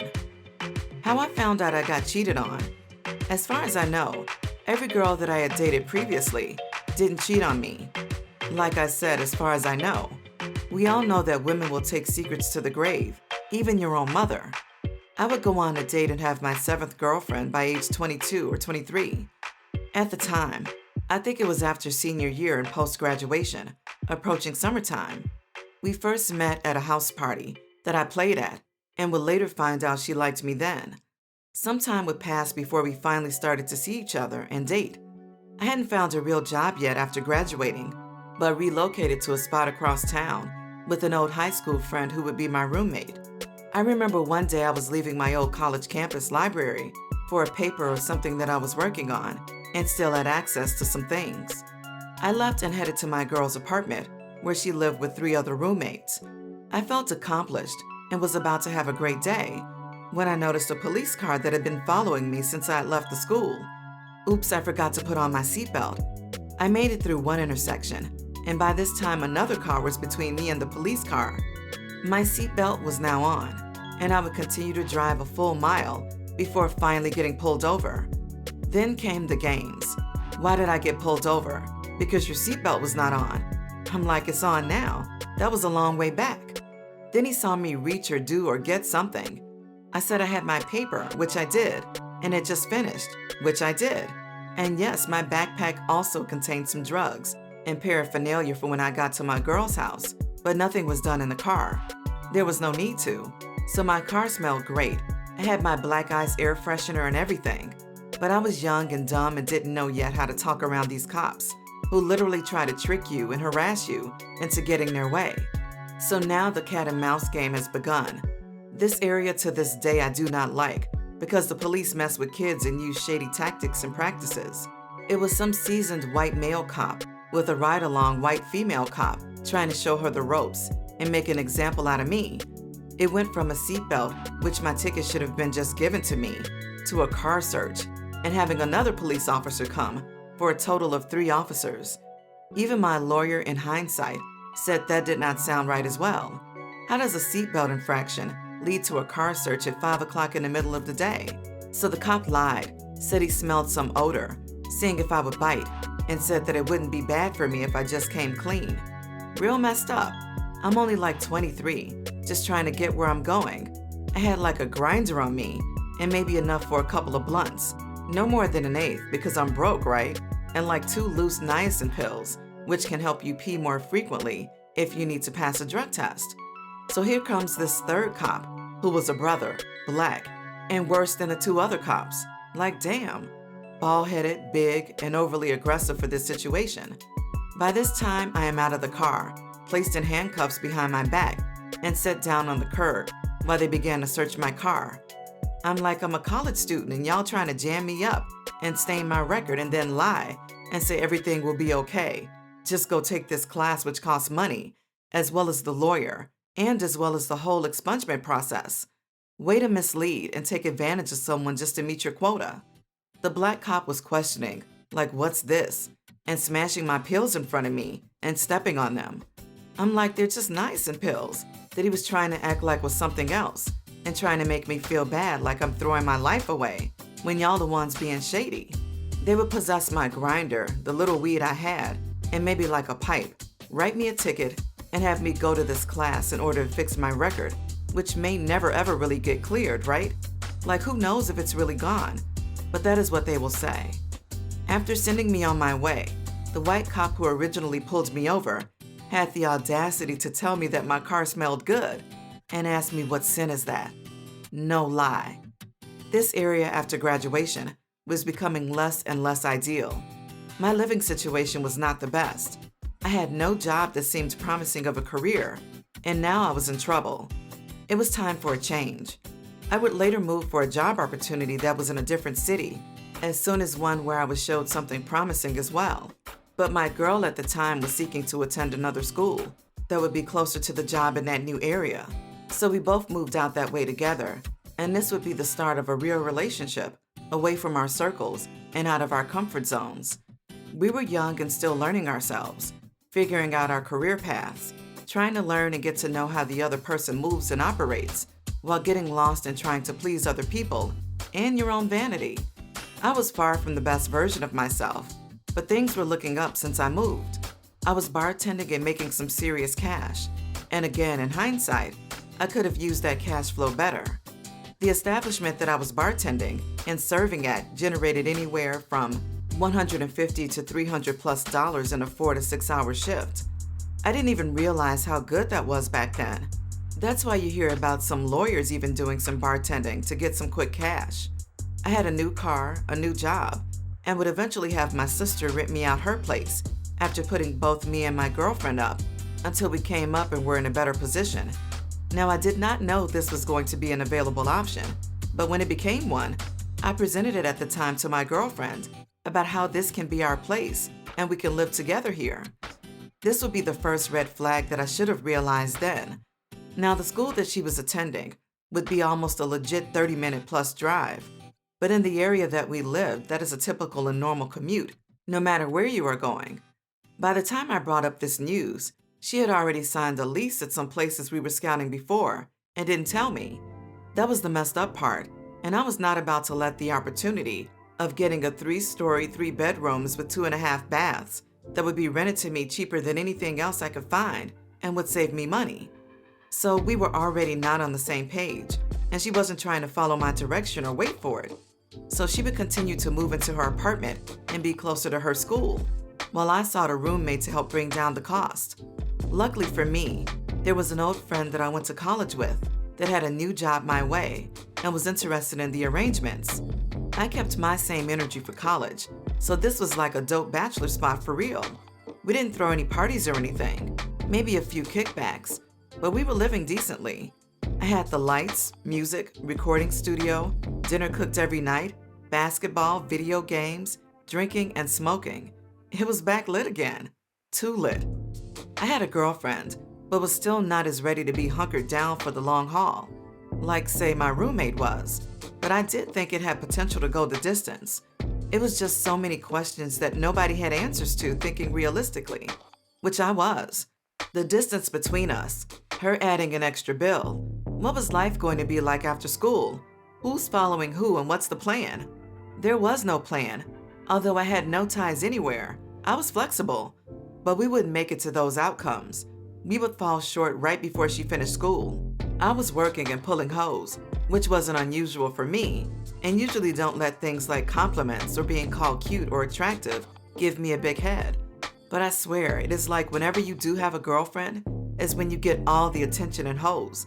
And as soon as you don't, there's nobody to be found for miles. It's crazy. But for whatever reason, the next couple of years I would have a lot of juice. I had light brown colored contacts that I wore sometimes that I needed to see and picked them because they looked cool. That is when I discovered how basic females are and how just having certain traits like the perfect nose, jawline structure, freckles, eyebrows, and colorful eyes are features that make you more attractive to women and more of a consideration for whom they want to reproduce with and pass on those said traits. There's a couple of other factors like swag, money of course, and how well they think you are at keeping your mouth shut. So being introverted has always played into my favor. Ever notice how women like you at first because of the mystery and allure of you? And then as soon as they learn more about you, or they get more comfortable in thinking they know who you might be, they start to get turned off a little. It got to the point where me and my roommate were like, you don't even have to lie. Just tell them that you are involved and have a girlfriend, and it still didn't matter. The theory proved right. I would say that I had a girlfriend, or they would know, and still not care. I was still getting women. Therefore, you must watch your significant other at work with all that work boyfriend stuff because it is real. I lived it. Married with kids or involved, I was the work eye candy, literally a piece of meat. If society cared as much about men when it comes to sexual harassment at the workplace and questionable remarks and statements, I could have filed a report every day. I ended up smashing 2 of the females that I worked with. One had a man and the other did not. I worked with more females that would flirt with me every day, even though they had men. I also smashed another girl that worked across from us that had a boyfriend, but their relationship was on the decline, and he must have messed up first, and this was the retaliation before the fallout. The same thing that would eventually happen to me, because you know there's nothing like a woman's scorn and all of that. You know they can be very revengeful and tactical when it comes to when they want out and want to end the relationship versus when men want to. So I was far from perfect, with my body counts increasing. I was never messy or intentionally trying to hurt anyone, but she would find out of my wrongdoings eventually By, of course, going through phones, but go through theirs when they don't delete and hide everything, and they swear that they're innocent. So yeah, at the time I took advantage of the opportunities that came to me naturally, without me having to go out of my way to seek, chase, or beg for it. The women literally fell in my lap. No extra texting or courting except for that last girl. She was the one that bothered her the most and triggered her insecurities. And that is some of my fault. To me, she was bad. Like, yeah, should I pursue this for other reasons besides just the looks? But you know it's the insecurities that play a part when you hear things like, "What you see in her?" And they start making comparisons. But my girl was not bad looking, at least not to me. To me, none of them should feel insecure, because I wouldn't be with them if I felt like they weren't attractive enough. As shallow as that sounds, we know that works both ways. Men face way more rejection just off height and money alone. But the difference between when a man steps out versus when a woman steps out is different. There's no emotional attachment that I can't control, because men think logically. I know that she's with another dude and that it won't lead to anything serious. I'm not in love with her or any of the other women I slept with. So why cheat? Was some of it validation? Maybe, yes. Was it selfish? Possibly. I wasn't married or engaged like some of the chicks that I was smashing, or knew it didn't matter anyway. But nobody cares about that part when it's y'all chasing and being the aggressor, which is why I was cheating. To me, the universe wouldn't throw that many things at me if this chick was supposed to be the one. I was supposed to enjoy my youth. I wasn't a whore. My list of who I could have slept with, or almost did, is just as long, if not longer, than the ones that I did. I was living my life, and it was just coming to me, and my roommate was witness to it. Men don't get the opportunities to just sleep around with women whenever they want to, unlike how society tends to make you think. When you're single and playing the field, it may take 6 months to a year for the average guy to maybe get laid twice a year. I was treading rare territory. I would go to the strip club and pull the strippers. They would ask me why I was even in here. I looked too good to have to be at the strip club. You could be a paying customer, and the strippers still judge you, reject you, and choose whether to even interact with you based on your looks, appearance, and if they think you look like you got money, which is something you can't even see. Another lesson. Seeing how the strippers view and look at the men who come and support their hustle and their grind. Look what they get perceived as: ugly, thirsty, and desperate. Like anybody can't enjoy entertainment, which is barely enjoyment when you're still getting rejected. Again, in this rare instance, I wasn't. I wasn't a regular. I went one time and she wanted to come home with me. Now, I'm not saying it's easy. It's true, if it's too easy, I don't want it. Again, this is that rare air, that stride that I wasn't working for or having to chase. I was just living my life and it was coming to me, and I was not lying about my situation. They just didn't care. I wouldn't pick flings or hoes over a potential mate, however.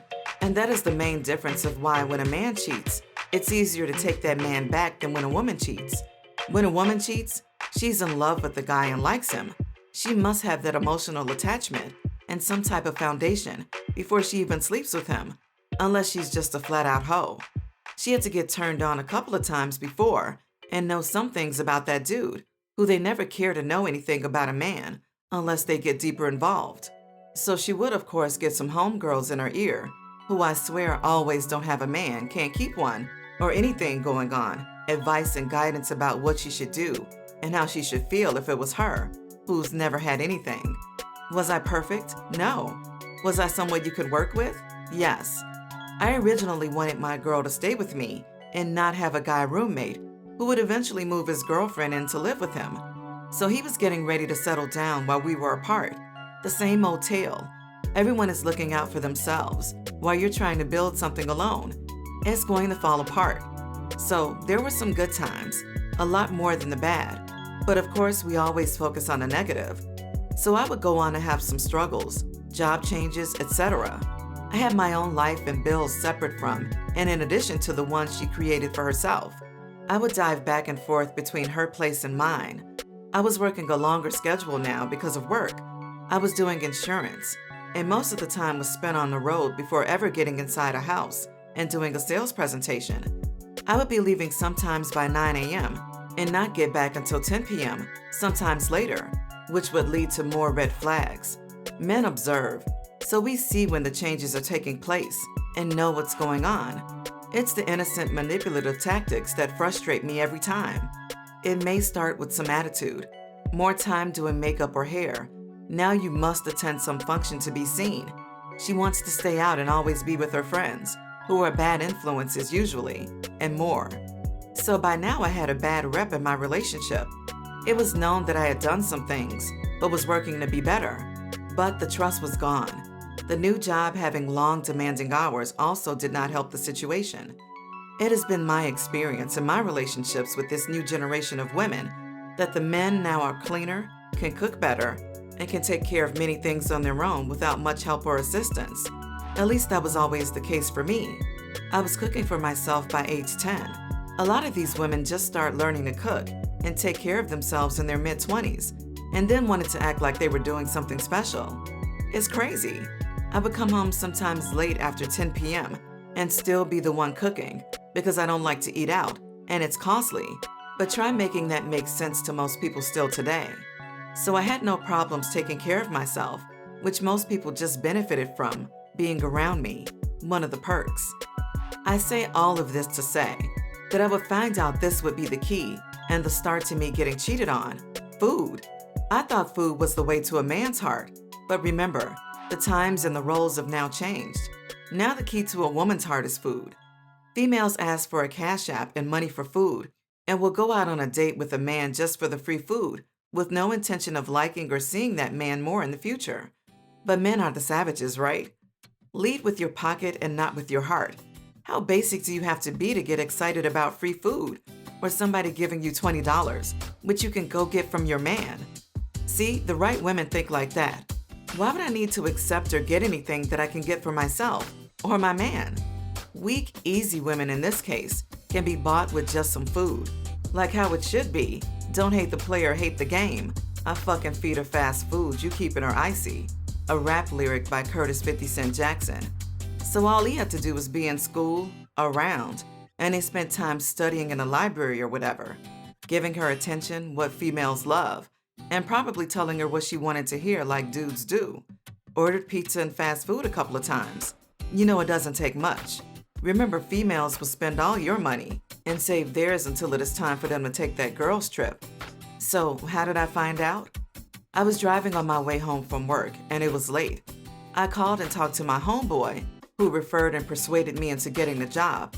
On the way home over the phone, I was telling him how this was about to be my last day and that I was going to quit doing this insurance thing and do a drive share program, do just as much driving, make more money, and get off at a reasonable time or when I want. Come to find out, he quit a long time ago, as most people didn't make it longer than 3 months. I did it for 6 months, if I could, selling insurance as a 100% commission-based job. Their selling techniques made you feel dirty and only helped the people who had started 10 years ago make any real money. It was dirty, and by the time the chargebacks would happen for the policies not staying active for 3 months, we were all going broke and stressed out. I had finally had enough. I stopped by the store and was going to cook something good. I arrived at my girlfriend's place, who was sitting on the couch distraught, hair frizzled and had a blank stare on her face. I put down the groceries and finished up my phone call. She was at a loss for words and didn't know where to begin. As I began to probe what was wrong, that's when she told me that she had cheated earlier that day while lying about what she was doing that day. I didn't believe it at first. Like, really? But then I started to roam the apartment and she left everything where it was so that I could indeed see that she had. Checkmate. I've never been done like that before, nor would I want to do something like that to someone else. Therefore, you must be strong and see how strong you are as a man. I have been tested in ways that some guys have yet to even experience. When I ask them, for example, if they have ever been cheated on before, and their answer is no. Most times you'll never know when the female is going to cheat, or if she even has the capability of cheating. My ex cheated on her last dude and did not tell him, so he still thinks and looks at her as some prize, thinking that maybe he lost out on something good like most naive guys. But see, I question my women to learn about their past and from it, not to judge, despite people saying that the past is in the past and leave it there. I disagree to an extent, depending on what things transpired in your past, and if you or we are going to hold ourselves accountable and grow from the past. So I knew that she cheated previously, and I told her, if you ever cheat on me, let me know, so that I don't think like her ex that females are all perfect and try to pop back later with messages talking about how I messed up. Men always do that. Whether it's my homegirls or my own girls, some simp from the past always pops back up to talk about how they think she was the one, and the whole time she's getting her back blown out. So I wanted to know, but damn girl, you didn't have to let me know like this. But see, when women cheat and want to break up, they will do it in a way to end the relationship, and that is what she was seeking to do here. So I walk through the apartment and the bed is messed up, and then I go into the bathroom, and the condom is still there left in the toilet for me to see as well. Touché. Enough scarring and imagery there to make most men snap, and I can see why some do. But I contained my composure. Like I said, I was no saint and was reasonable and took it like a man who'd fucked people up, including her. But see, this is how I know first, and that some women can't differentiate just casual sex from seeking more emotional attachment, which is why it is a bigger deal when females cheat than men. I mean, I asked her. I know it is revenge and to get back, and that I was not perfect, cool. But you don't really think it's smart to throw away 2 to 3 years on just one thing. Are we going to work through this or not? She was all messed up because she was torn between the two, and may have even thought I was crazy or a fool. But I was just trying to be fair, right? So we would continue through our breakup phase, where there was still stuff to go between each other's apartments, etc.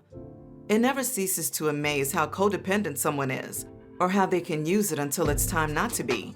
That is why it is so important to not let people around who don't value your time use and manipulate you and drain you of your energy, which could be focused on something else or somewhere else. Now she could take the time out to learn how to cook or make something. Now she doesn't need your help or assistance if she breaks down at the side of the road. Now she can be grown and independent whenever it is convenient for her. So I would still go on and smash sometimes, or pop up every now and then, because I had a key, she had one, and my other car was at her place as well. At the time I had 2 cars, and I let her borrow one when hers was on the blink.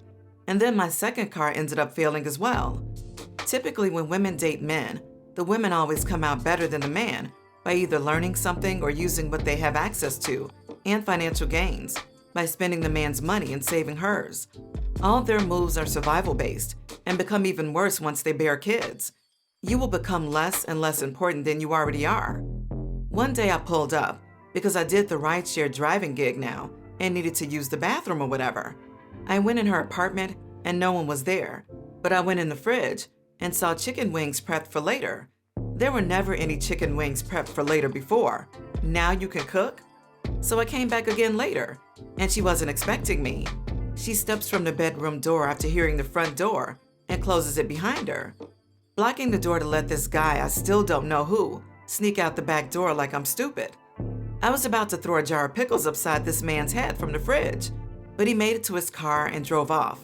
We would talk some more, and that's when I was like, okay, so she's in deep, literally and figuratively. So that is when I woke back up on my savage. I didn't have anything else to smash like that. So like I said, I would still smash her sometimes and pass her back and forth a little bit, since that is how she wanted to be treated. You know they always want to have their cake and eat it too. I mean, it's been going on anyway, and it's just one other person until I find something else, which is the game anyway. That person is not yours, it's just your turn. So that day I kicked her out of my apartment after she was talking crazy, and I treated her like how she was acting. I have a way with words, and I can be mean, but not to the point where it had to lead to my vehicle being damaged, as she popped out both side mirrors on the way out. I did nothing to her or her apartment after all that was done to me, but we know how that goes. Now there is no hate for anybody or my exes, or this ex that I'm referring to. Why? Because if men persevere and keep their eyes on their purpose and not let a woman define who you are, but add value to it when it is the right one, then we will always have the last laugh. Don't let the manipulation, shaming tactics, and toxic behavior bring you down. Become aware of it and fix the situation as soon as you can. I would find out later, now that we had officially stopped seeing and communicating with one another, maybe a month or so after the breakup, that she continued working under my tax ID for my family business because she was pregnant and had a baby on the way. I had not relayed the information to my family yet about the breakup. But that's not how I found out when she was pregnant. I would find out that she was pregnant when going to a mutual friend's birthday outing. The mutual friend was the link between us and dating. We didn't talk as much when I was dating her friend like we did before and after. She loved celebrating her birthdays and did not mention that she would be there or that she was pregnant. I was even there with my new girlfriend, staring at my old girlfriend's belly in a hotel room before they were going to go out. Talk about awkwardness. My girlfriend wasn't sure if that was my ex, but she suspected it. I already spent some time with the birthday girl before my ex got there, and I wasn't about to stick around for this.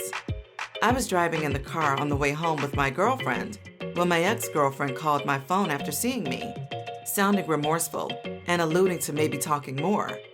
For a minute, I was like, could it be mine? But she never approached me with any of that, and I strapped up every time after she cheated. So I guess dude got her pregnant, and it seems like a baby daddy issue rather than a romantic fairy tale. The timing could not be worse, as she was graduating from getting her master's and was supposed to be pursuing a very demanding career. I didn't have to retaliate. I did not have to be mean and slander her name. All I did was take some time to recover, get my head right, stay focused and not be emotional, and I would be in a good place again. Life took care of itself, and although I was raised by a single mother and wouldn't wish that on anybody, that appears to be her result, like many others, because they get caught up thinking they can change the wrong men into the right men. If anything, I dodged a bullet and should be thankful and happy that it happened now rather than later before things got more serious. Wanting me to do husband-like things and get nothing in return, it even came up during some of the arguments that I didn't help to pay for rent or anything. I have my own rent and bills, and you didn't want to stay with me. Why on earth would I pay for your rent or other bills when I have my own? Another reason why it is so important to test and go through things with your partner beforehand or whoever you lay down with, because the grass isn't always greener on the other side. Same goes for the fellas. If you have a girl that you can work with now, don't risk that on chasing the girl who is into the thrills and lose a potential wife and family, because it is hard out here, and it is even harder now currently to do it alone. How I lived with a third roommate in a 701 square foot 2-bedroom apartment. How I lived with a third roommate in a 701 square foot 2-bedroom apartment. I was trying to remain in the city of the college that I recently graduated from and not go back home, even though I should have. I mean, I was poor with no real job, but was sure I would find something and still could get some DJ gigs in the area. I had my recording equipment that I had gotten from when I got robbed. The plan was to record a lot of music. There was an old friend that I went to high school with who did music too, and was still in the city with nowhere to stay. We didn't hang out much in college, but we didn't have any issues as far as I knew. So I reached out to see how he felt, and he agreed that if we could find something cheap and reasonable, we would be roommates. I spent most of the time looking and researching some places and driving to them to check them out. I would go on to find something that I believed to be reasonable and affordable. We would do what we needed to sign the leases for us to stay in this 2-bedroom flat that was 701 square feet with 1 bedroom, a washer and a dryer included in the kitchen, a TV mounted on the wall, and amenities included for $480 a piece, which is still highway robbery for the total amount that we are paying. But it is still where we could get in at the time, and it was our home. At least that is what I thought it was, or what I signed up for it to be. We would move in, and you know me, being the tech nerd that I am, and he was too, that this would be a dope spot still, even though it was small. This was our trap house where we were supposed to grind it out, work and play. The first month I would say went by great. There was an at-home studio set up in my room and an at-home studio set up in his room. We had the little living room hooked up a little bit, had a blow-up couch and black light set up. I waited for hours and spent days figuring out how to get food stamps that I qualified for the max that year, which was key in not having money like that. Things were set up like usual. I was eating well, and I had some girls come over. One for me, and she had a friend for my boy. We had that spot. It's great to have that feeling of wanting to be home, and that has always been my living arrangements. Like, home is so fun and comfortable that going out and being outside is okay. But if the environment is right, and you know how to throw a dope kickback, it will be some of the best memories, even over some epic trips. Like when after you start making some money, You might hear people say we had more fun when we were broke trying to come up, although you never want to go back to being broke. We couldn't wait to get off from work or back from what we had to do back in the crib, either making music, smoking, or playing zombies on the video game. Then a surprise I had no idea about happened.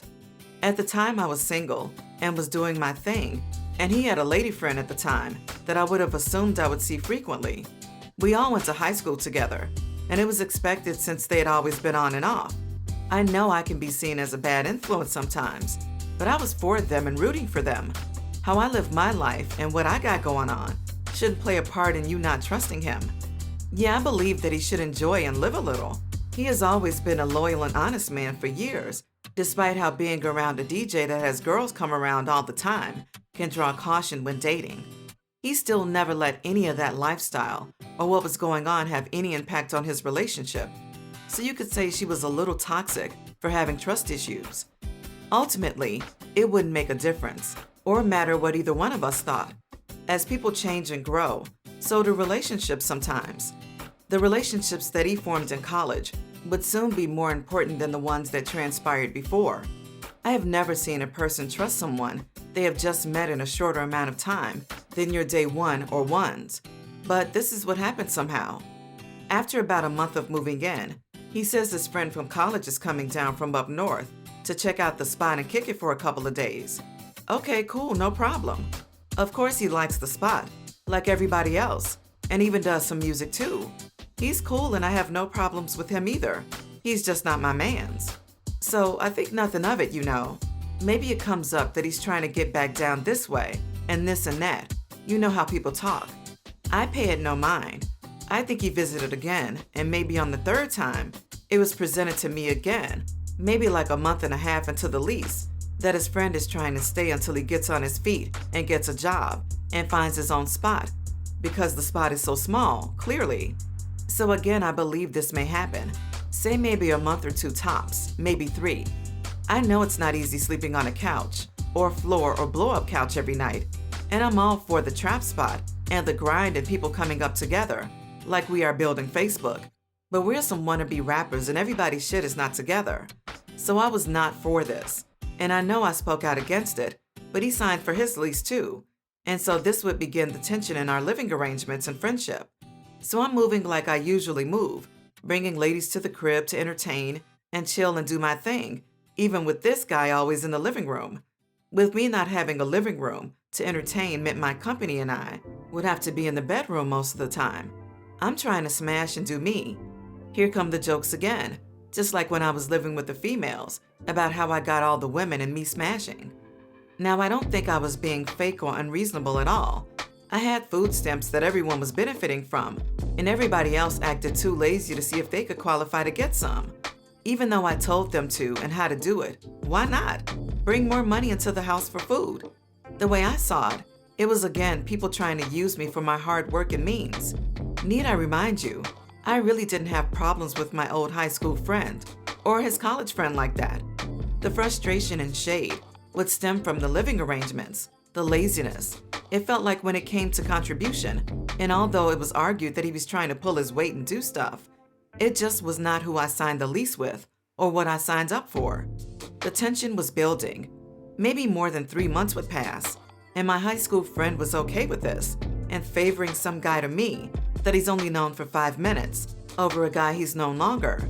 To me, this guy was living in my head rent-free and literally living for free.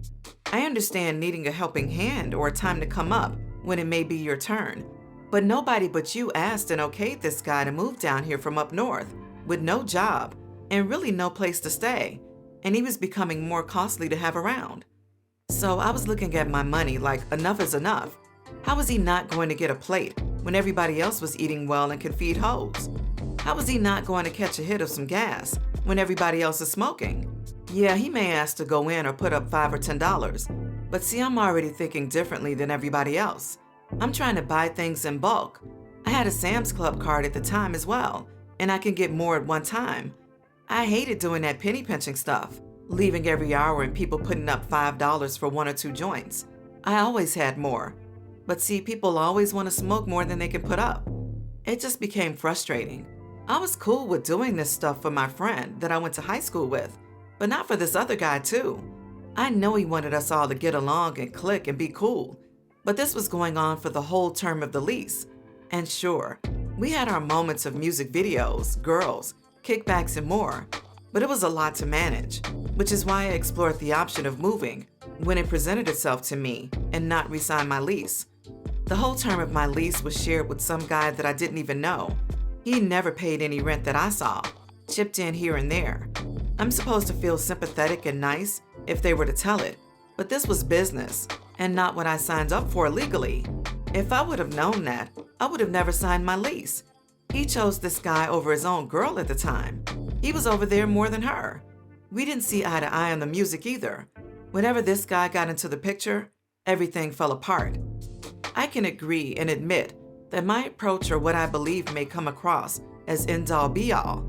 I know that there is not only one way to do something, but where we would butt heads is when I would try to vocalize how the music should be released and about buying the beats and doing things the right way. We could put the same money we use to buy the gas and get a beat and put it out right, not just steal a beat from YouTube and hope to blow up. Let's build and brand this right, something everyone knows they must do now, even more today. Imagine if we had stuck with it and stayed together and worked as a team 10 years ago with consistent content. Everybody was trying to do their own thing, even though we would collaborate from time to time. I stuck out for the whole duration of the lease. I tried not to let the living arrangements get to me like that, as there are always other problems and things to worry about, like women, work, the car breaking down, money, and more. But I did not want to be in that environment anymore. After I left, they would eventually continue to be roommates another year or two before he moved back up north. How I avoided sleeping with the wrong women. It goes back to trusting your gut and instinct with a little bit of luck, I believe, because it has happened that if you catch any woman at the right time under the right circumstances, that she can slip up and make that mistake and sleep with any man. They become so good at blocking out and forgetting that they may have slept with that guy because they were feeling emotional, but the guy never forgets. They may not even know who the father is if you catch them at the right time. This has happened a couple of times to me, where there was a girl that I was pursuing and could have smashed and didn't. For whatever reason, I walked away or stopped, and then you find out sometime later that they are due, expecting a baby. So that whole time you were baking with another man's baby? See how easy it would be to get caught up with her, sleep with her, and be caught up within those time frames of being a father to another man's baby? Don't rush into anything if you don't know the other person that well. What's crazy is that I walked out one time on a girl before, not because I didn't want to hit it right then and right now. I just wanted it to be right when I hit it, not on the first random night of us hanging out. I thought she would respect that I had more respect for her and wanted to get it under better circumstances. I was wrong. Maybe that was my one shot for one reason or another, where she just wanted her back blown out, and I didn't go through with it. Maybe she had a man. I still don't know because she avoided me. I went from almost smashing to she'll respond when she can. How I get judged for not rushing into marriage. Am I to blame for not wanting to get married? Why should I get married? My idea of marriage has changed drastically since I was a kid. Just like everything in my life, I grew up believing all the lies that they tell children, only to get older and discover a different truth. What other lies have been told to me? With what lens or part of the world are we getting these ideas? Is everything Western civilization based on the right and only way? Maybe the books written by humans didn't understand human nature. Although we may have greater brain power than some animals, we as humans sometimes forget that we are indeed just that, animals, with primal instincts and urges too. Maybe some of this information needs to be updated, or they change the meaning and the rules so much that it is no longer a sensible option. What does marriage mean to me? The fantasy, the dream, and the illusion that we are all sold and told in Western civilization is to aspire to be married to your one true love and soulmate until death do us part. We are supposed to find this soulmate between the ages of 15 to 24, as most people aspire to get married as soon as possible. The woman is to be pure and a virgin. The woman is to be a helpmate to her husband and follow his decisions, no matter the outcome. This bond or union is not to be broken. No adultery should take place. Marriage will take place in the church. The woman is to wear a white dress that symbolizes her purity and her virginity. The man wears a suit. Before marriage, now women demand to be given a ring prior to marriage, which was not always a requirement. How expensive and the size of the diamonds in the ring can be perceived as how much that man loves you and what he believes your worth is. If not, it shows his own worth. So you're still pressured into getting something of value in most people's eyes. This engagement ring is to mark your territory and represent that she is committed to another person and loyal, but it's still not the final ring. She gets another ring when you finally do get married, and now you do too, to signify your union. However, prior to marriage, the media has now over-sensationalized the need to have a bachelor or bachelorette party, which strongly suggests that both people go sleep around or party one last time before getting married to this one person forever. Some people may choose to have a perfectly normal way to celebrate this, like bowling, but we all have seen the movies imply that the way to have a bachelor or bachelorette party would be to cheat on your partner before marriage. After marriage, the ideal lifestyle is to get a white house on a few acres with a picket fence, a dog, and have at least 2 or 3 kids. Maybe your wife works, but does not really have to or want to. The women are nurturers, and the men are providers. These are the traditional ideologies and processes and the steps toward marriage. How does most of this sound in the year 2022? Far and few in between. Don't get me wrong, there are a lot of people getting married and are traditional, despite the media suggesting otherwise, with divorce and what you have in attempts to scare people from even trying marriage.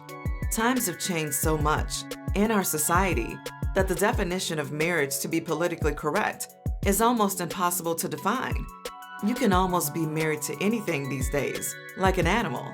People are abusing and bending and taking things too far, per usual. My reasons for questioning marriage in America are for business reasons. Marriage in America, to me, is to be looked at as a business agreement and arrangement. I am learning and continuing to learn that marriage is a contract tying you to the government, and all the laws and protection in a marriage benefit the woman and not the man. I can make my own contracts. We can create our own legal binding documents if I believe that I have found the right one. Marriage is now a financial decision and not based on something fickle like love. The privileges and benefits of a marriage have now gotten so abused, such as seeking and getting married for a provider. It is now just a money grab, where the woman can always be provided for while enjoying and getting to do whatever she wants, with little to no consequences. To me, marriage is just another title to chase. That is why it seems, based on my polling and listening to some people talk about marriage, that after the woman receives that title and is married, the sex, fire, passion, and desires tend to dwindle. For some women, being married and having kids is their purpose and goals. And once that is fulfilled, then what? They're never really satisfied. Then when we start to get comfortable, it's just like dating all over again, with bigger titles and more consequences, but the same experiences as dating with the same dangers.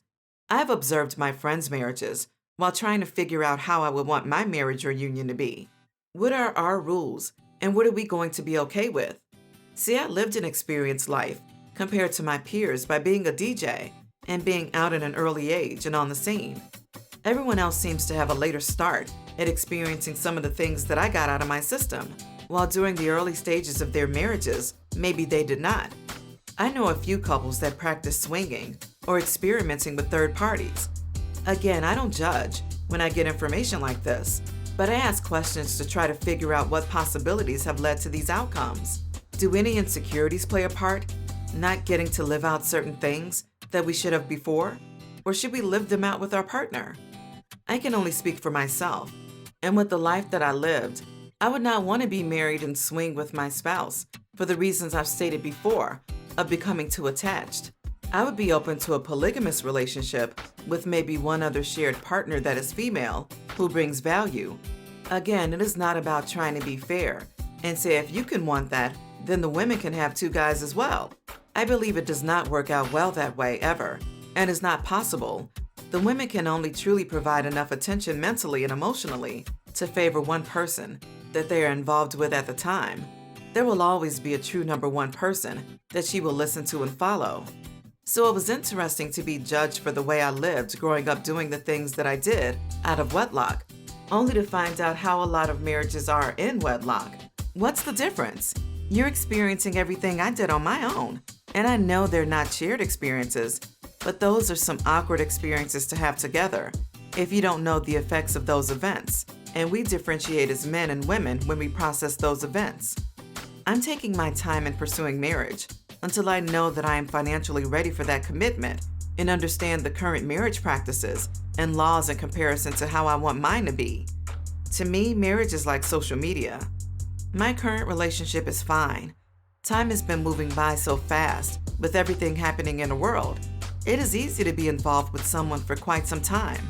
I understand the woman's biological clock and the so-called argument of wasting a woman's fruitful years. The time that I have spent around women showed me different. Women talk a great game and envision things that they think they want now, but don't understand why it is best to hold out and wait until later. Everything's rushed based on their biological clock, even if who they are as a person doesn't match up. It is up to you as a man to monitor this and explain if it is the right one for what you are trying to do and why. Explain to her why you think she may want all this responsibility and stress now, but you don't. It is the money and stress that ruin most of these relationships, and women aren't built or meant to handle a lot of stress. So why rush to create and provide a stressful environment that nobody is ready for? Responsibility that nobody's ready for. She still wants to travel and be out with the girls. She still wants to go to school and get a higher education, all while thinking she's going to do this while raising kids, cooking, cleaning, and taking care of you like how you want to be. It is not realistic or practical until the man is comfortable enough and in the position where if she wants to up and leave, I as a man will still be fine. A woman can set up shop and live off any man. A man must get and always have his own, no matter the situation. That is why you are seeing more people decide to wait until later to pursue a family. With inflation and everything else, the cost to raise a child is high. I heard and listened to the struggles and strain that having kids at an early age, or even 22 or 25, had on parents. The lack of desires and fulfillment that parents had to pursue their goals or dreams because they sacrificed certain things to be able to provide for their kids or didn't have the means. Just because the norm or most people did things this way or experienced things one way doesn't mean that is the only way. We are constantly getting new information and sharing with each other experiences so that we can make the best sound decision for us, that we don't continue the cycle and figure out what will really make us happy in this short time that we have on Earth and the one chance that we get here. Will we all die alone? Or is it better to have someone to grow old with along the way? Or will you be Hugh Hefner to the grave? How I repaired my credit. How I repaired my credit in about 6 months. The first step in repairing your credit is becoming aware of what your credit score is. For me, it was when I was inquiring about purchasing a house, like many lost Americans. When I was looking into affordable housing programs, or when you go directly through a builder with their own lender, they will do a soft pull on your credit. A soft pull is great, as it will not put a hard hit on your credit, like buying a car or renting an apartment. I was even provided with a list of everything that was on my credit, along with a telephone number on how to reach them. Now, I don't know if they will still provide you with the list, but at the time during 2020 to 2021, I was able to. With that list, you can literally attack everything on your list and clear up your credit if you have the funds to do so, or it can game plan on how to do so accordingly. I was around a 520 during July of 2020 because I was living my life and neglecting my credit score. Why is it important to check your credit score? Well, in my instance, the place where I got my car from left a code stuck on my credit, I-9, which will drag your score down tremendously.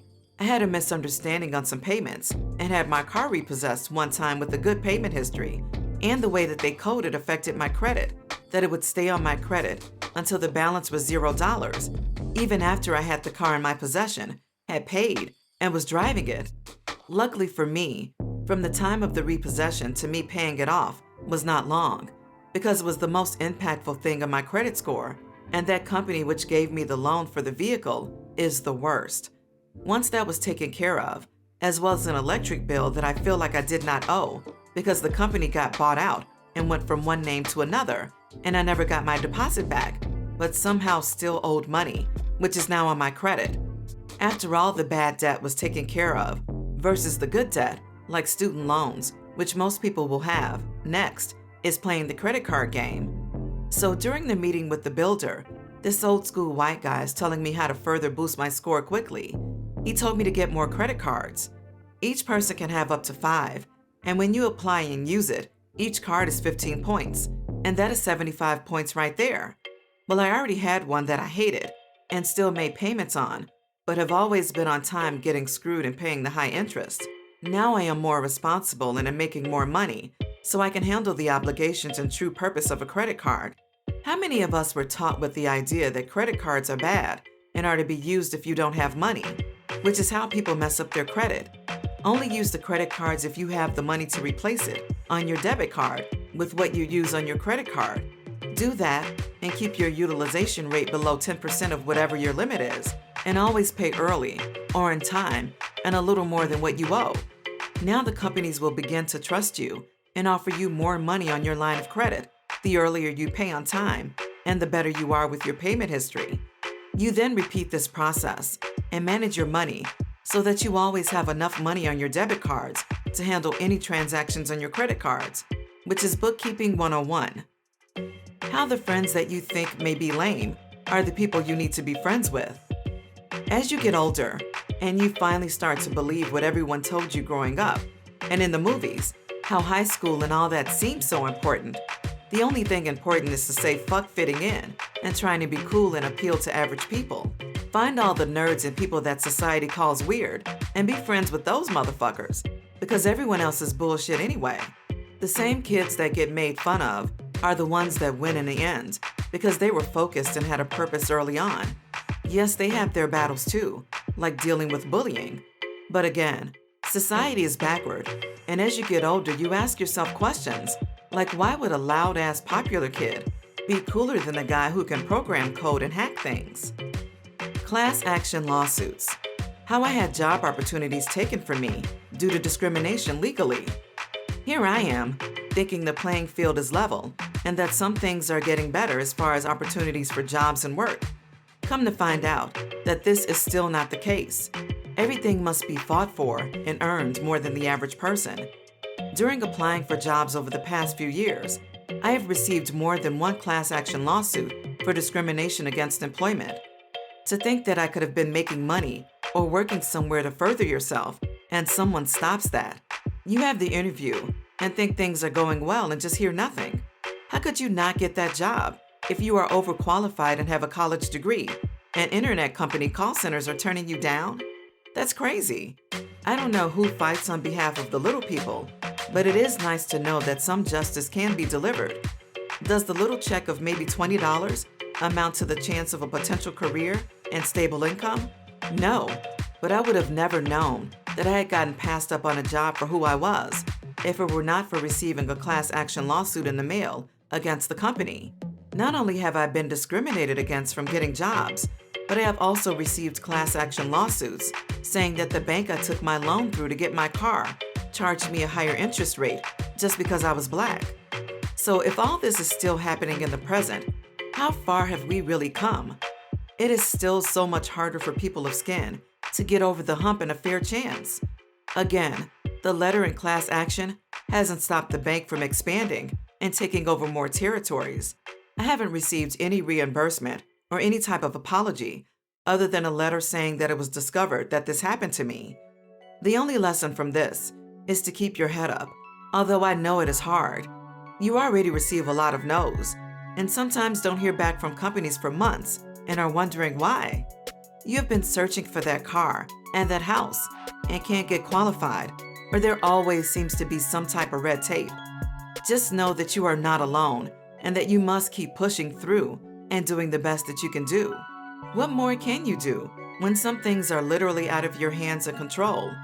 Again, I know this is what sucks, and what hurts the most is because you did everything that you needed to do to be successful or positioned yourself for that success. But there are gatekeepers.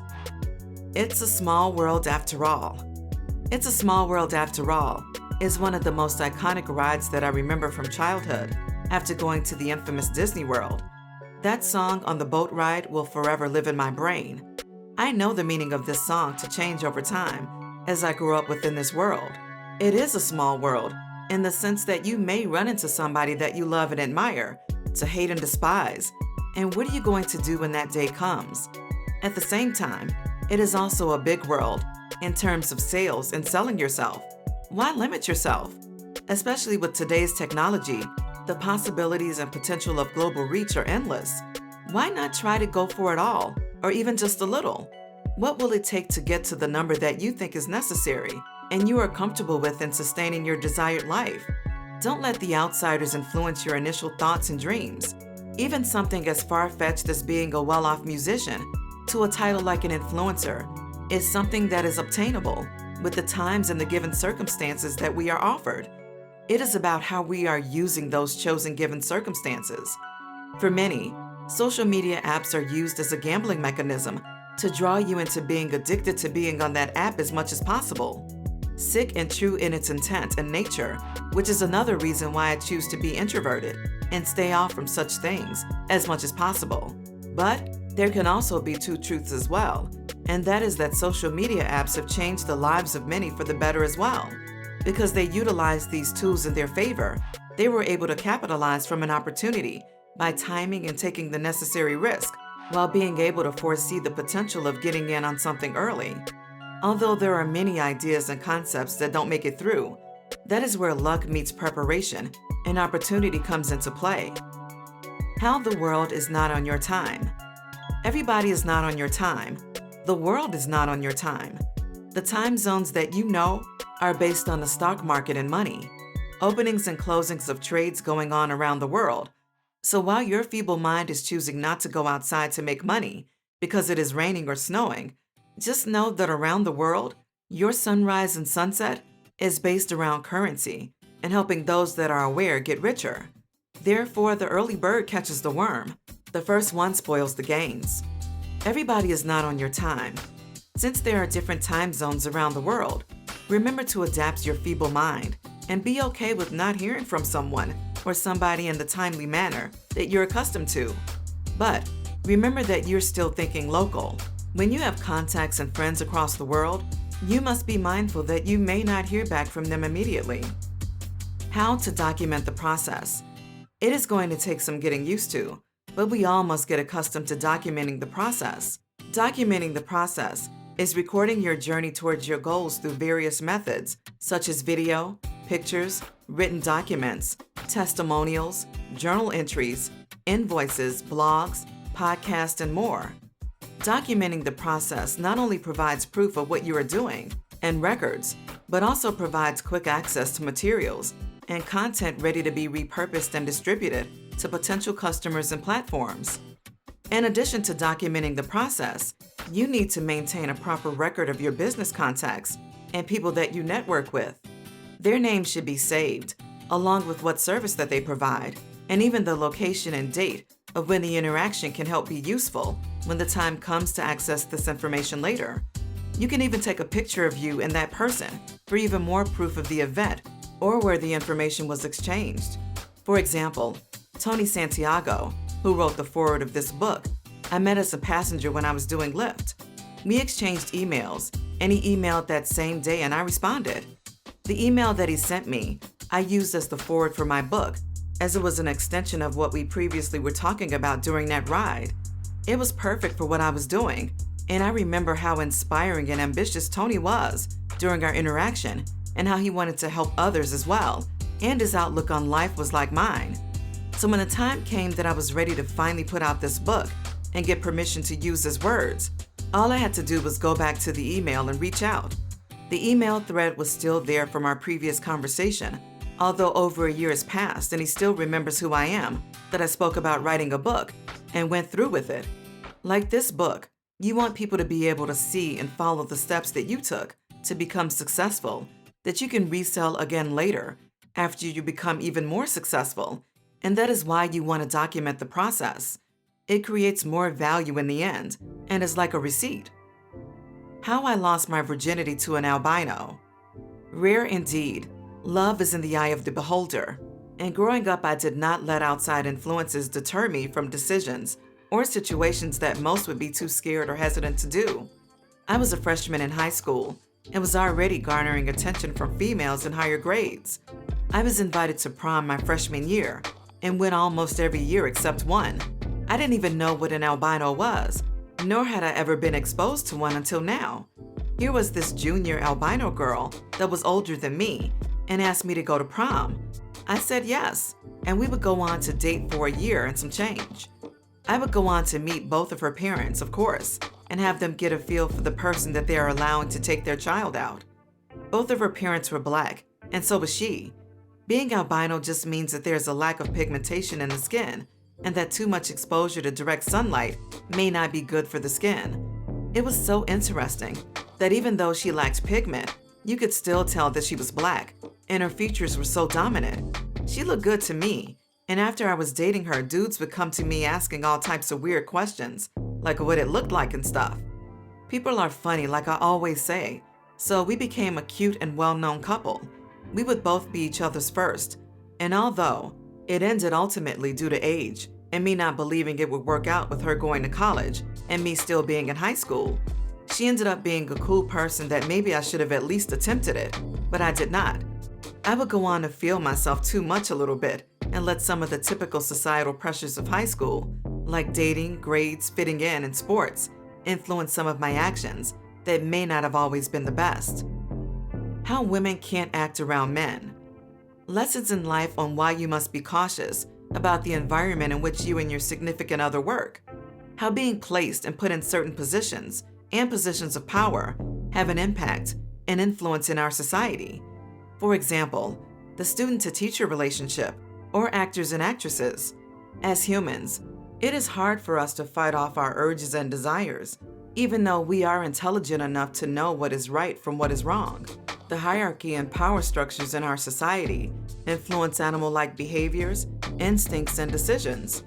They say that every actress that has ever played Mary Jane fell in love with every actor that has played Spider-Man. I have several reasons as to why I believe that this occurs. One, of course, being the environment, the workplace, hours and hours of time being spent together, going over romantic lines and acting out a fantasy. A fantasy, fairy tale, or Disney-like type movie is where a lot of women's frames of reference stem from on how they think life and relationships are supposed to go. That a man of great importance and high value will come in and sweep them off their feet. Spider-Man is naturally that figure, being a well-renowned superhero, to where he will not only be idolized within the movie, but outside of the movie as well for playing this role. So the fame and stature go hand in hand in this case, with the movie and reality as you become infamous for playing these two roles in art imitates life. How to spot the 3 types of people. They say that there are 3 types of people that will be around you. You will have the people that are scared to be affiliated with you due to your reputation, behavior, or perceived image. Then you have your people that will embrace you for who you are and what you stand for, no matter what. In their eyes, you can do no wrong, unless it is something egregious. Lastly, you have your people that will wait to see what you do before they see if they want to reach out or work with you in some way. How some Americans date based off what season it is. Yes, it is sad but true. Some Americans dictate and maneuver their relationships and decisions around them depending on the weather and the seasons. From popularized phrases like hot girl summer from female rap artist Meg Thee Stallion to we outside are terms that have infiltrated our culture and the minds of many people. It is not uncommon to come to America and hear that when it is fall and winter, that this is the time to find a potential mate to settle down with and spend time indoors because it is cold outside. This is perceived to be the perfect time to watch movies, cuddle, and do indoor activities. When the spring and summer arrive, then it changes to if that person acts up or becomes intolerable, then that person is then expendable because now it is about to be spring and the summer. The warmer weather is an invitation to go outside and partake in activities that are more fun without having to have consequences or someone to answer to at home. It is the time for more free will, more trips, and Jezebel energy. This thought process you typically hear comes from females, but because they are the main ones who promote this kind of behavior, Men are keen to it, and some men play along accordingly. Some don't really have a choice other than to hope and realize that you are not going to get played by being a seasonal fling. This type of behavior and programming has been going on for years, and it is why we are where we are today.